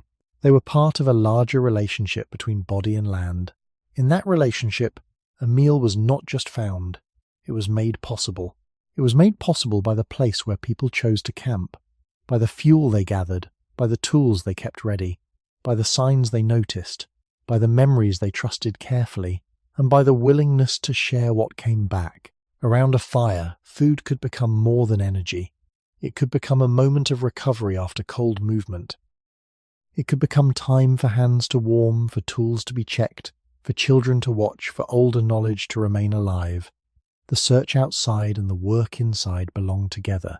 A person might leave camp with hunger in the body and return with something small, something hard-won, something that still needed cutting, warming, breaking, or dividing. The fire did not erase the struggle, but it gave the group a place to finish what the landscape had started. And perhaps this is the quiet truth of this part of the story. Ancient humans found food in winter not only by going out into the cold, but by creating a fragile center to come back to. A center of warmth, tools, memory, and shared attention, where whatever the frozen world had offered could be turned, carefully and slowly, into one more chance to continue. In winter, food found by one person rarely belonged only to one person in any simple way. A cold season makes this clear because hunger does not arrive evenly across a group. Some bodies can travel farther. Some cannot. Some can break ice, carry weight, follow tracks, or dig into frozen ground. Others may be children, injured, older, pregnant, nursing, sick, or simply too weakened by the last days of scarcity to move far from shelter. For ancient humans, this unevenness would have shaped the meaning of food itself. A piece of meat, a handful of seeds, a root pulled from hard soil, a fish taken from cold water, or anything else brought back from the landscape was not only a reward for the body that found it, it was also a question placed before the group. Who needs it most? Who spent strength to get it? Who must be strong enough tomorrow? Who holds the memory that keeps the next search from being blind? These questions should not be turned into a perfect picture of kindness, because human groups can be complex, and we should not pretend to know the exact rules of sharing in every ancient place. But it is reasonable to say that cooperation mattered deeply. For people living before farming in many regions, survival often depended on relationships as much as on strength. A single hunter, gatherer, or forager might have a good day or a bad day. A group could spread risk across many bodies and many memories. If one person failed to find food, another might return with something small. If one route gave nothing, another might still be worth trying. If food was found in a place too far or too difficult for everyone to reach, those who could go might bring something back for those who could not. In freezing winter, this kind of sharing was not just a moral idea. It was a practical way of keeping the group alive long enough for knowledge to continue. Near the deep beginning of human life, long before large permanent stores became common in many later societies, the human group itself could act like a living storehouse. It stored not only food but attention, labor, warmth, memory, and care. A child who eats today may become someone who carries knowledge later. An older person who cannot walk as far may still remember where winter routes changed after heavy snow. A skilled toolmaker, a careful tracker, or someone who knows plant places may need food even on days when they do not personally bring any back. Food, then, moved through the group because the group's survival was wider than one stomach. This is one reason a winter meal should not be imagined only at the moment it enters the mouth. It may have begun in a decision made before dawn, in a path chosen because an older person remembered it, in a fire kept alive by someone who stayed behind, in a tool repaired before it was needed, in a person watching children while others searched. When the food finally arrived, many forms of work had already touched it. Sharing recognized that hidden work. It also helped protect against the uneven luck of winter. Some days the land gives one person a chance and gives another nothing. Some days animal signs appear near one route and not another. Some days a river bend is open, or a remembered plant patch can be reached, or a small animal is found because someone happened to look in the right place. If every success stayed sealed inside one body, the group would be more fragile. But if success could move between bodies, the whole group could endure more variation. This does not mean there was no tension, no hunger, no difficult choice. Scarcity can make sharing painful. There may not always have been enough. But that is exactly why sharing mattered. It turned food from a private object into part of a wider system of survival. The freezing season did not ask only who could find food. It asked whether food, once found, could keep enough people alive to remember, move, teach, repair, watch, and search again. And in that quiet movement from one hand to another, ancient humans may have found one of their strongest answers to winter. Not abundance, not certainty, but the ability to make a small return from the land carry farther than one body alone. Sharing food in winter was not only about dividing what had already been found, it also shaped how people searched before anything was found at all. A group that expects food to move between its members can make different choices from a lone body moving through cold. Some people may go farther because others remain near shelter. Some may take greater care with tools because the tool will serve more than one person. Some may follow tracks while others gather fuel, keep fire, watch children, prepare old food, repair clothing or coverings, or remember where the search should turn next. In this way, cooperation begins before the meal. It begins in the way labor is arranged around hunger. For ancient humans facing freezing weather, This could matter deeply because winter is full of tasks that do not look like finding food but still make food possible. Someone who keeps a fire alive may help turn frozen meat, roots, fish, or tough plant parts into something usable. Someone who stays with the young or injured may free others to search. Someone who knows a nearby patch of plants may save the group from spending strength on a longer route. Someone who watches the sky, wind, or snow may help decide whether a search should continue or end. These are not separate from the food problem. They are the hidden structure around it.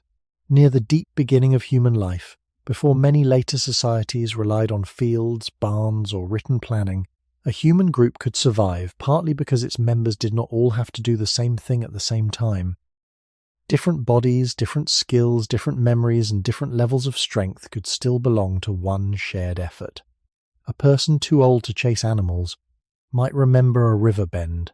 A person too young to travel far might learn by watching how food is cleaned or shared. A person with sharp eyes might notice tracks. Another with patient hands might work slowly at a root, a hide, a tool, or a fire. Winter made these differences visible because the season narrowed the margin for waste. If everyone walked in the same direction and failed, the whole group might return colder and weaker. If attention was divided carefully, one failure did not have to become total failure. This does not mean ancient life was gentle or perfectly fair. Scarcity can create pressure. A small amount of food can make decisions difficult. People may have had customs, expectations, tensions, and choices that we cannot fully recover. The archaeological record can show us campsites, bones, tools, hearths, and sometimes traces of repeated occupation.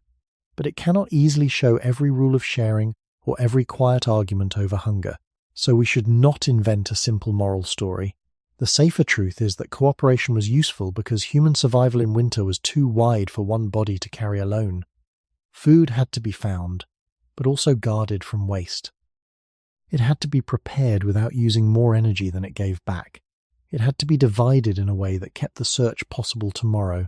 A strong adult who eats enough may walk farther the next day. A child who eats enough may survive into future seasons. An older person who eats enough may continue to hold knowledge that keeps others from walking blindly. Even a small portion can have meaning beyond its size when it protects a future action. This is one of the quietest things winter teaches about human beings. We often think of survival as a contest between the individual and the landscape, but winter turns survival into a pattern of dependence. The person who brings food back depends on the person who kept warmth alive. The person who stayed near shelter depends on the person who followed the tracks. The child depends on the adults, and the adults depend on the future that child represents. The young depend on memory, and memory depends on living people being fed. In freezing weather, food moves through these relationships. It becomes a way of holding the group together long enough for another dawn, another search, another return. And when the land gives only a little, the way that little is carried, prepared, and shared can become part of how ancient humans found food in winter, because the meal was never only what came from the land. It was also what the group knew how to do with it. In a hard winter, sharing food could also mean sharing uncertainty. A group might not know whether tomorrow would bring animal tracks, open water, a reachable root patch, or only wind over frozen ground. Food found today had to answer more than today's hunger. It had to help carry people toward the next search, the next cold night, the next chance that might or might not appear. This is where the idea of storing becomes important, but it needs to be handled carefully. We should not imagine that all ancient humans had large, reliable stores in the way later farming communities sometimes did. Before agriculture, storage depended on place, season, materials, animals, weather, and the kinds of food available. Some foods spoil quickly. Some can last longer if dried, frozen, smoked, buried, kept cool, protected from animals, or simply consumed soon after being found. The exact methods would have varied greatly, and many would leave little or no trace for us to see now. But the wider principle is reasonable. When food was difficult to find, keeping it from being wasted could matter almost as much as finding it. In freezing weather, the cold itself may have helped preserve some foods for a time, but it also created problems. Food could freeze too hard to process easily. Animals might find it. A thaw could change everything. A place used for keeping food might be safe in one week and unsafe in another. So storing, like hunting, gathering, and fishing, was not a simple answer. It was another careful relationship with the season. Near the deep beginning of human life, when people depended on wild landscapes, the future could not be fully controlled. But it could sometimes be prepared for. A group might keep usable parts of an animal, carry certain foods back to camp, return to a place where food had been left, or choose to eat some things immediately while saving others for later. Even small decisions could matter. What should be eaten now because it will not last? What should be kept because tomorrow's search may fail? What should be given to someone who needs strength to travel? What should be protected from scavengers, dampness, or dirt? These questions belong to daily survival, not to dramatic legend. They show that winter food was not only a matter of finding enough, it was a matter of stretching usefulness across time. Cooperation made that possible because stored or saved food is vulnerable if no one guards, remembers, prepares, or shares it wisely. A hidden piece of food is useless if the group forgets where it is. A preserved portion means little if it cannot be worked into something edible when needed. A reserve can create tension if hunger is strong and the future is uncertain. Again, we should not make ancient groups seem perfectly peaceful or perfectly organized. Scarcity can strain any group, but the need to manage food across time would have given people strong reasons to communicate, remember, and coordinate. Food saved for later connected present hunger with future survival. It asked people to think beyond the immediate mouthful, and that may be one of the deeper human answers to winter. The cold season did not only train eyes to read tracks or hands to use tools, it trained groups to live with delayed need. To bring food back was important. To divide it was important. To keep some of it useful when possible was also important. In that sense, a winter meal could stretch backward and forward at once.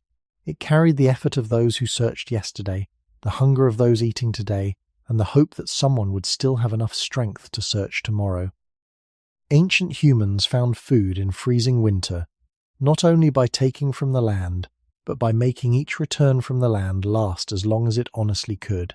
And when the season gave little, that ability to stretch, guard, remember, and share may have turned a small amount of food into a longer thread of survival. When we speak about ancient humans in winter, there is always a thin line between what can be reasonably understood and what must remain uncertain. The past does not return to us whole. It returns in pieces: stone tools, bones, traces of fire, plant remains when they survive, marks on animal bones, sediments, old pollen, shells, campsites, and the shape of landscapes that have changed many times since people lived in them. These pieces matter greatly, but they do not tell every moment of a winter day. They cannot show every choice, every failed search, every small meal, every remembered route, or every quiet warning passed from one person to another. So when we ask how ancient humans found food in the freezing winter, we have to ask the question with humility.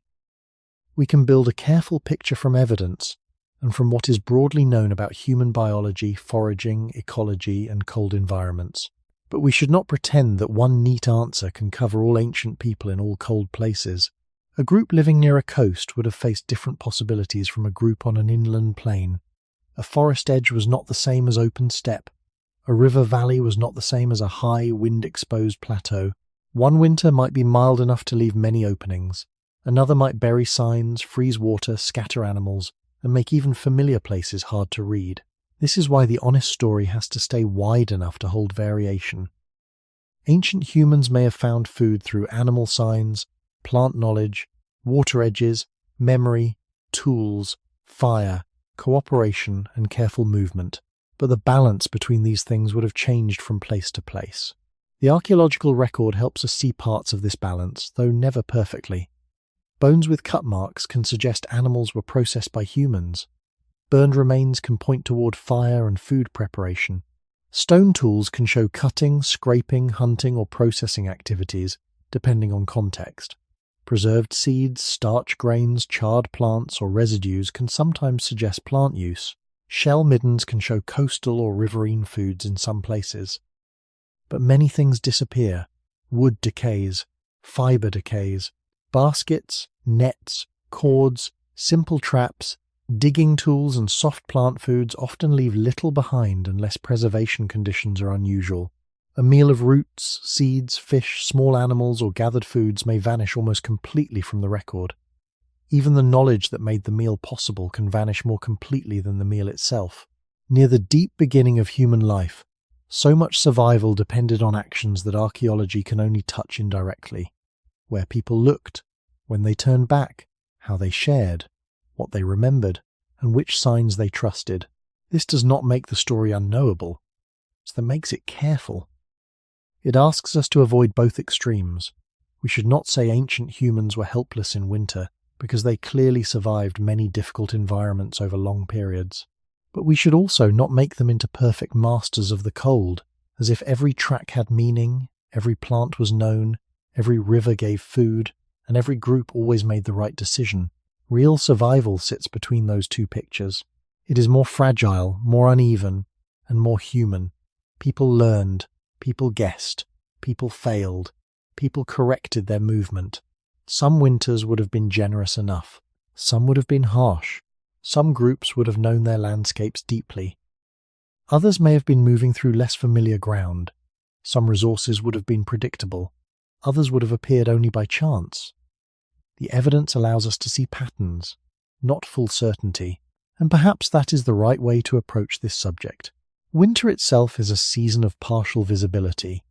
It hides the ground, it covers tracks, then reveals them. It freezes water, then opens it in small places. It removes leaves, but leaves stems and roots. The ancient past behaves in a similar way. It hides much of the living world, but leaves enough traces for us to follow slowly. If we are patient, those traces do not give us a single dramatic answer. They give us a quieter one. Ancient humans found food in freezing winter through many small relationships with land, body, memory, and group life. And every part of that answer must remain connected to the limits of what we can truly know. The limits of evidence matter because they protect the story from becoming too neat. When we look back at ancient winter survival, it is tempting to fill every gap with certainty. A stone tool becomes a full hunting scene. A burned bone becomes a full meal.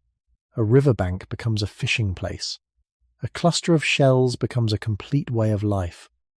Sometimes these interpretations may be reasonable, especially when many pieces of evidence point in the same direction, but each piece still has to be handled carefully.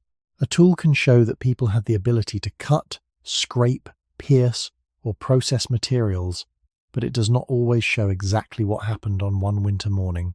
A bone with marks can show that humans worked on an animal, but it may not tell us whether the animal was hunted, scavenged, found frozen, shared widely, or eaten after a long failed search. Charcoal can show fire, but not every conversation, memory, or decision that happened around it. Plant remains can show use when they survive, but many plant foods disappear without leaving clear traces. This is why the most honest picture of ancient humans, finding food in freezing winter, has to leave room for uncertainty without becoming empty. We can say that cold landscapes required attention to animals, plants, water, tools, fire, memory, and cooperation. We can say that foraging people had to understand seasonal change. We can say that winter made energy more costly and food harder to reach. But we cannot say that every group used the same method, or that every cold place offered the same resources, or that every ancient winter followed the same pattern. The deep past is not one village, one forest, one hunt, or one river. It is many landscapes across long stretches of time, with people adapting to conditions that could change from year to year. Near the deep beginning of human life, this variation may have been one of the most important facts of survival. A group that lived near the coast might learn the rhythm of tides, shellfish, birds, and shorelines. A group in an inland valley might depend more on rivers, animals, roots, and sheltered camps. A group in an open cold plain might follow herd movements more closely. A group near forests might read tree lines, animal paths, nuts, seeds, and protected hollows. Even these examples are only broad possibilities, not fixed rules. Human life was local. It was shaped by the exact ground underfoot, the animals nearby, the plants that grew there, the storms that came, the tools available, and the knowledge carried by the group. That is why a good winter story should not sound like one answer stretched across all humanity. It should sound like a slow pattern with many local forms. The pattern is that food became harder to see, and humans had to become better at reading what remained. The form changed with place. This also explains why we should be careful with dramatic claims. It is easy to say that ancient people survived winter because they were stronger, or because they hunted huge animals, or because they had some lost knowledge that modern people no longer have. Each of those statements may hold a small piece of truth in certain contexts, but none of them is enough. Strength without knowledge can be wasted. Hunting without plants, water, sharing, or memory is too narrow. Lost knowledge is a tempting phrase, but much of what ancient people knew was not mysterious magic. It was practical attention built from repeated living. They watched what the land did. They remembered what failed. They used tools where tools helped.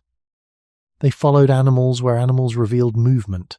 They searched near water where life gathered. They shared because one body alone could not carry the whole season. The mystery is not that ancient humans had one secret answer.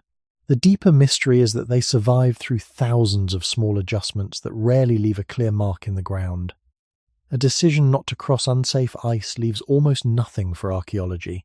A path avoided after a storm leaves nothing. A root gathered and eaten may vanish. A child learning where to look leaves no direct trace. Yet these invisible acts may have mattered as much as the objects that survive. So the evidence asks us to listen slowly. It does not give us the whole winter, it gives us fragments. And from those fragments, the most truthful story is not a loud claim, but a careful reconstruction of people learning to live with hunger, cold, memory, and uncertainty. One of the most useful things we can do with the deep past is to let it stay partly unfinished. That may sound strange, because a video like this is built around a question, and a question asks for an answer. But the older the human story becomes, the more carefully the answer has to breathe. Ancient winter survival was not a single technique waiting to be named. It was not only hunting, not only gathering, not only fire, not only tools, not only rivers, not only memory. It was the changing combination of all these things under conditions that were never exactly the same twice. A winter after a rich warm season was not the same as a winter after a poor one. A valley with moving water was not the same as a dry open plain. A coastal edge with shellfish was not the same as an inland forest. A familiar place was not the same as unfamiliar ground. Even within one landscape, the first cold weeks, the deepest freeze, and the early thaw could offer different problems. So when we ask how ancient humans found food in freezing winter, we are really asking how people lived inside variation. The answer has to remain flexible because the world they faced was flexible. It shifted under wind, snow, animal movement, plant cycles, water, hunger, and memory. The archaeological record helps us see that humans processed animals, used tools, made fires in many contexts, occupied certain places repeatedly, and sometimes used plants, fish, shellfish, birds, or other resources where evidence survives. But it does not show every day between those traces. It does not show how long someone hesitated before following tracks. It does not show the search that failed before a successful one. It does not show the small foods eaten quickly and forgotten by the ground. It does not show the moment when a group decided that the river was too dangerous, or that the remembered patch was worth one more attempt. These missing moments matter, because survival is often made from exactly that kind of small judgment. Near the deep beginning of human life, the most important knowledge may not always have looked impressive. It may have been knowing that a certain slope held less snow after wind, knowing that animals crossed lower when the open ground became too hard, knowing that a frozen bank was unsafe after a thaw, knowing that some plant signs were worth digging near, while others were not, knowing when to stop, knowing when to return, knowing when a little food was enough to protect tomorrow. None of this turns easily into a simple archaeological object, yet without it, the objects we do find become too silent. A stone edge means more when we imagine the cold hand that used it. A burned bone means more when we remember the fire that had to be kept alive. A shell midden means more when we think of tides, weather, distance, and repeated visits. A campsite means more when we understand that it was not only a place to sleep, but a center of decisions, repairs, sharing, and memory. The truth of ancient winter food is therefore not smaller because it is uncertain. It is larger because it includes what we can know and what we must leave open. This is a quieter kind of honesty, and it fits the subject itself. Winter hides things. The past hides things. Both ask us to follow traces without pretending the trace is the whole animal, the whole plant, the whole meal, or the whole life. Ancient humans survived freezing seasons not because the cold was simple, and not because they had one perfect answer. They survived where and when they could by reading a world that kept changing, by using bodies that had limits, by sharing knowledge that no single person could hold completely, and by accepting that every winter would teach something new. And perhaps that is the clearest lesson we can carry from this difficult evidence. The human story did not begin with certainty. It began with attention, with memory, with small tests of the land, and with the patience to keep looking when the surface of the world seemed almost empty. By the time the story reaches its final movement, the question is no longer only where ancient humans found food. It becomes what the search itself reveals about being human. In freezing winter, the land did not offer easy answers. It did not always give animals in sight, plants above ground, open water, or safe routes. It changed what could be reached and what could be trusted. It pushed the body toward its limits, then asked the mind to notice more carefully. And across that pressure, human beings slowly learned that survival was rarely a single act. It was not only strength, it was not only courage, it was not only the sharp edge of a tool, the warmth of a fire, the memory of a river bend, the track of an animal, or the root hidden under frozen soil. It was the way all of these small things came together. A person could read tracks but still need fire to return to. A group could remember plants but still need tools to reach them. A river could offer signs but still require caution. A meal could be found but still need sharing before it truly became survival. This is one of the calmest lessons hidden inside ancient winter. Human life continued not because the cold became easy, but because people learned to move through difficulty without needing the whole answer at once. They followed partial signs. They tested remembered places. They trusted knowledge but not blindly. They used strength, but tried not to waste it. They depended on the land, but also on one another. Near the deep beginning of human life, long before many later communities could rely on fields, markets, or written plans, this kind of survival was built from attention.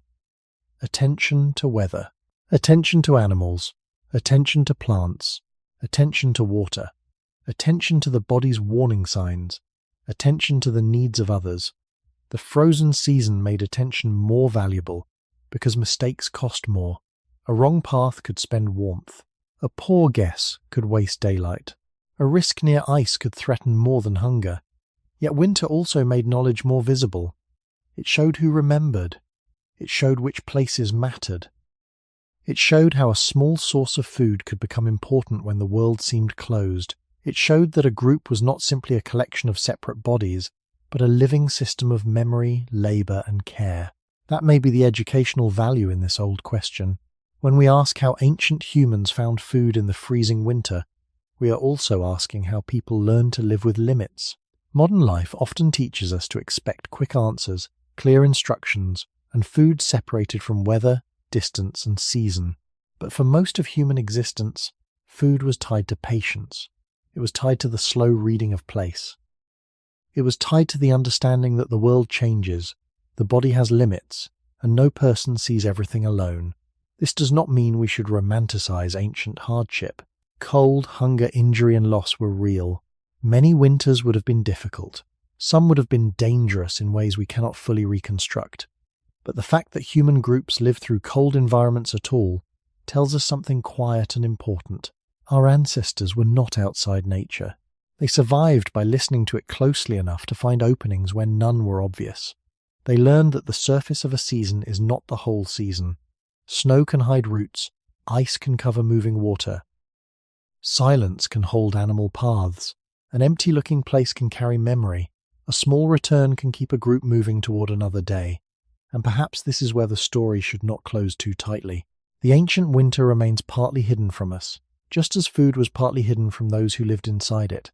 We can follow the traces, but we cannot hold the whole life. We can understand patterns, but not every breath, every decision, every hunger, every return. So the final value of this question is not a perfect answer. It is a slower way of looking at human survival itself, as a long conversation between body, land, memory, and time. There is something deeply human in the way a winter landscape teaches without speaking. It does not explain itself. It does not announce where food remains. It does not promise that yesterday's route will work again tomorrow. It only changes, and the people living inside it must learn to change with it. For ancient humans, this learning was not separate from daily life. It was not a lesson written down after danger had passed. It happened while walking, searching, watching, failing, returning, and trying again. A person learned winter through cold feet, tired legs, stiff hands, hungry evenings, and the relief of finding something small enough to bring back. A group learned it through repeated seasons, through the places that gave food, the places that did not, the rivers that opened, the slopes that became dangerous, the animals that shifted their paths, and the plants that left quiet signs beneath snow. And that is why the search for food in freezing winter can still feel meaningful to us now. It is not only an old survival problem. It is a reminder that human intelligence was shaped in contact with limits. Not every limit could be broken. Some had to be understood. The cold could not be argued with. The short daylight could not be stretched by will alone. The body could not walk forever because hunger demanded it. The group could not depend only on hope. So people had to learn a slower kind of intelligence, one built from patience, caution, memory, and practical attention. Near the long beginning of human life, food was not an abstract supply. It was tied to weather, distance, water, animals, plants, tools, fire, and the strength left in the body. To find food in winter was to understand that everything was connected. A track in snow might lead toward an animal, but it also spoke of wind, terrain, and the animal's own hunger. A root beneath frozen ground might feed the body, but only if someone remembered the plant from another season and had enough strength to reach it. A river might offer signs of fish, birds, or animals, but only if its ice and banks were approached with care. A fire might warm the camp, but only if fuel could be gathered and protected. A tool might make food usable, but only if it had been made before the exact moment of need. And food, once found, might save more than one life, only if it moved through the group with some form of sharing. This web of dependence is one of the quiet truths behind the human story. We did not survive by standing alone against winter. We survived, where survival was possible, by becoming part of a living pattern. The body depended on the group. The group depended on memory. Memory depended on older seasons. Older seasons depended on places that changed but could still be known. This does not make ancient life simple or gentle. It may have been harsh, uncertain, and sometimes unforgiving, but it does make it understandable in a more honest way. Ancient humans were not mythical figures with perfect instincts. They were vulnerable people living close to the consequences of small decisions. They had to notice what mattered. They had to accept that some searches would fail. They had to preserve strength when possible and spend it when necessary. They had to teach without always saying much, because much of the teaching happened by example. A child watching someone test the ice, follow a track only so far, choose a sheltered path, or stop beside a dry plant stem was watching survival become knowledge. Over time, those gestures could become memory. Over generations, memory could become a way of belonging to a landscape. And in that belonging, winter was no longer only an enemy. It remained dangerous, but it became readable. It became a season with signs, risks, openings, and limits. Perhaps that is the value of looking back at this question today. It helps us see that human life began not with certainty, but with careful attention to a world that never promised ease. It helps us remember that food once carried the shape of the land inside it, and that every meal in winter may have held the work of many eyes, many hands, many paths, and many seasons. So when we return to the question of winter food, after walking through tracks, routes, rivers, fire, tools, memory, and sharing, the answer remains simple in one way and deeply complex in another. Ancient humans found food in freezing winter by refusing to see the cold world as empty too quickly. They looked for what moved. They remembered what had grown. They followed water where life gathered. They used tools to reach what the hand alone could not reach. They used fire where it was available to make the body useful again after cold effort. They carried knowledge from one season into the next and from one generation into another. But none of this means winter became easy. It only means the search became possible. The land still hid more than it revealed. Snow could cover routes and erase tracks. Ice could protect water or make it dangerous. Animals could shift away. Plants could fail. A remembered place could disappoint. A strong person could return with nothing. A weak day could still demand movement. This is why the final lesson should not be that ancient humans mastered winter. A more honest lesson is that they learned how to live without mastery. They learned how to survive in a world where certainty was rare, where food was never separate from weather, where the body had to be listened to, and where no single person could hold the whole answer. Near the deep beginning of human life, this may have been one of the oldest forms of wisdom. Not wisdom in the grand sense, but wisdom in the practical sense. Knowing when a trail is worth following, when a river is too dangerous, when a small food source is still valuable, when to save strength, when to share, when to return, and when to let the land teach you again. That kind of knowledge does not leave many monuments. It does not stand like a city wall or shine like metal in the ground. Much of it vanished with the breath of the people who carried it. Yet its result is still here, in the simple fact that human life continued through cold places, difficult seasons, and long stretches of uncertainty. The people who lived before us did not pass through winter as legends. They passed through it as bodies that grew hungry, tired, cold, careful, hopeful, and sometimes afraid. Bodies that depended on other bodies that learned the shape of a valley, the sound of moving water under ice, the difference between a fresh track and an old one, the value of a dry stem above snow, the comfort of a fire after a hard return.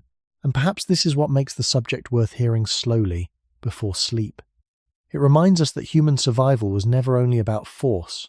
It was also about attention. It was about humility before the land.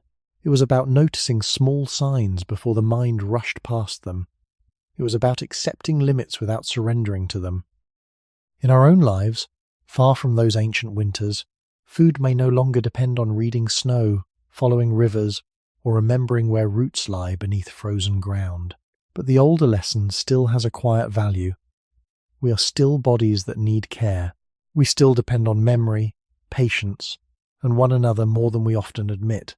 We still live inside seasons, even when modern walls soften their edges. And when we look back at ancient humans searching for food in the freezing winter, we are not only looking at hardship. We are looking at the beginning of a long human habit, to notice what remains, to share what can be carried, to keep learning from a changing world, and to keep asking, in every difficult season, what hidden signs of life are still waiting beneath the surface.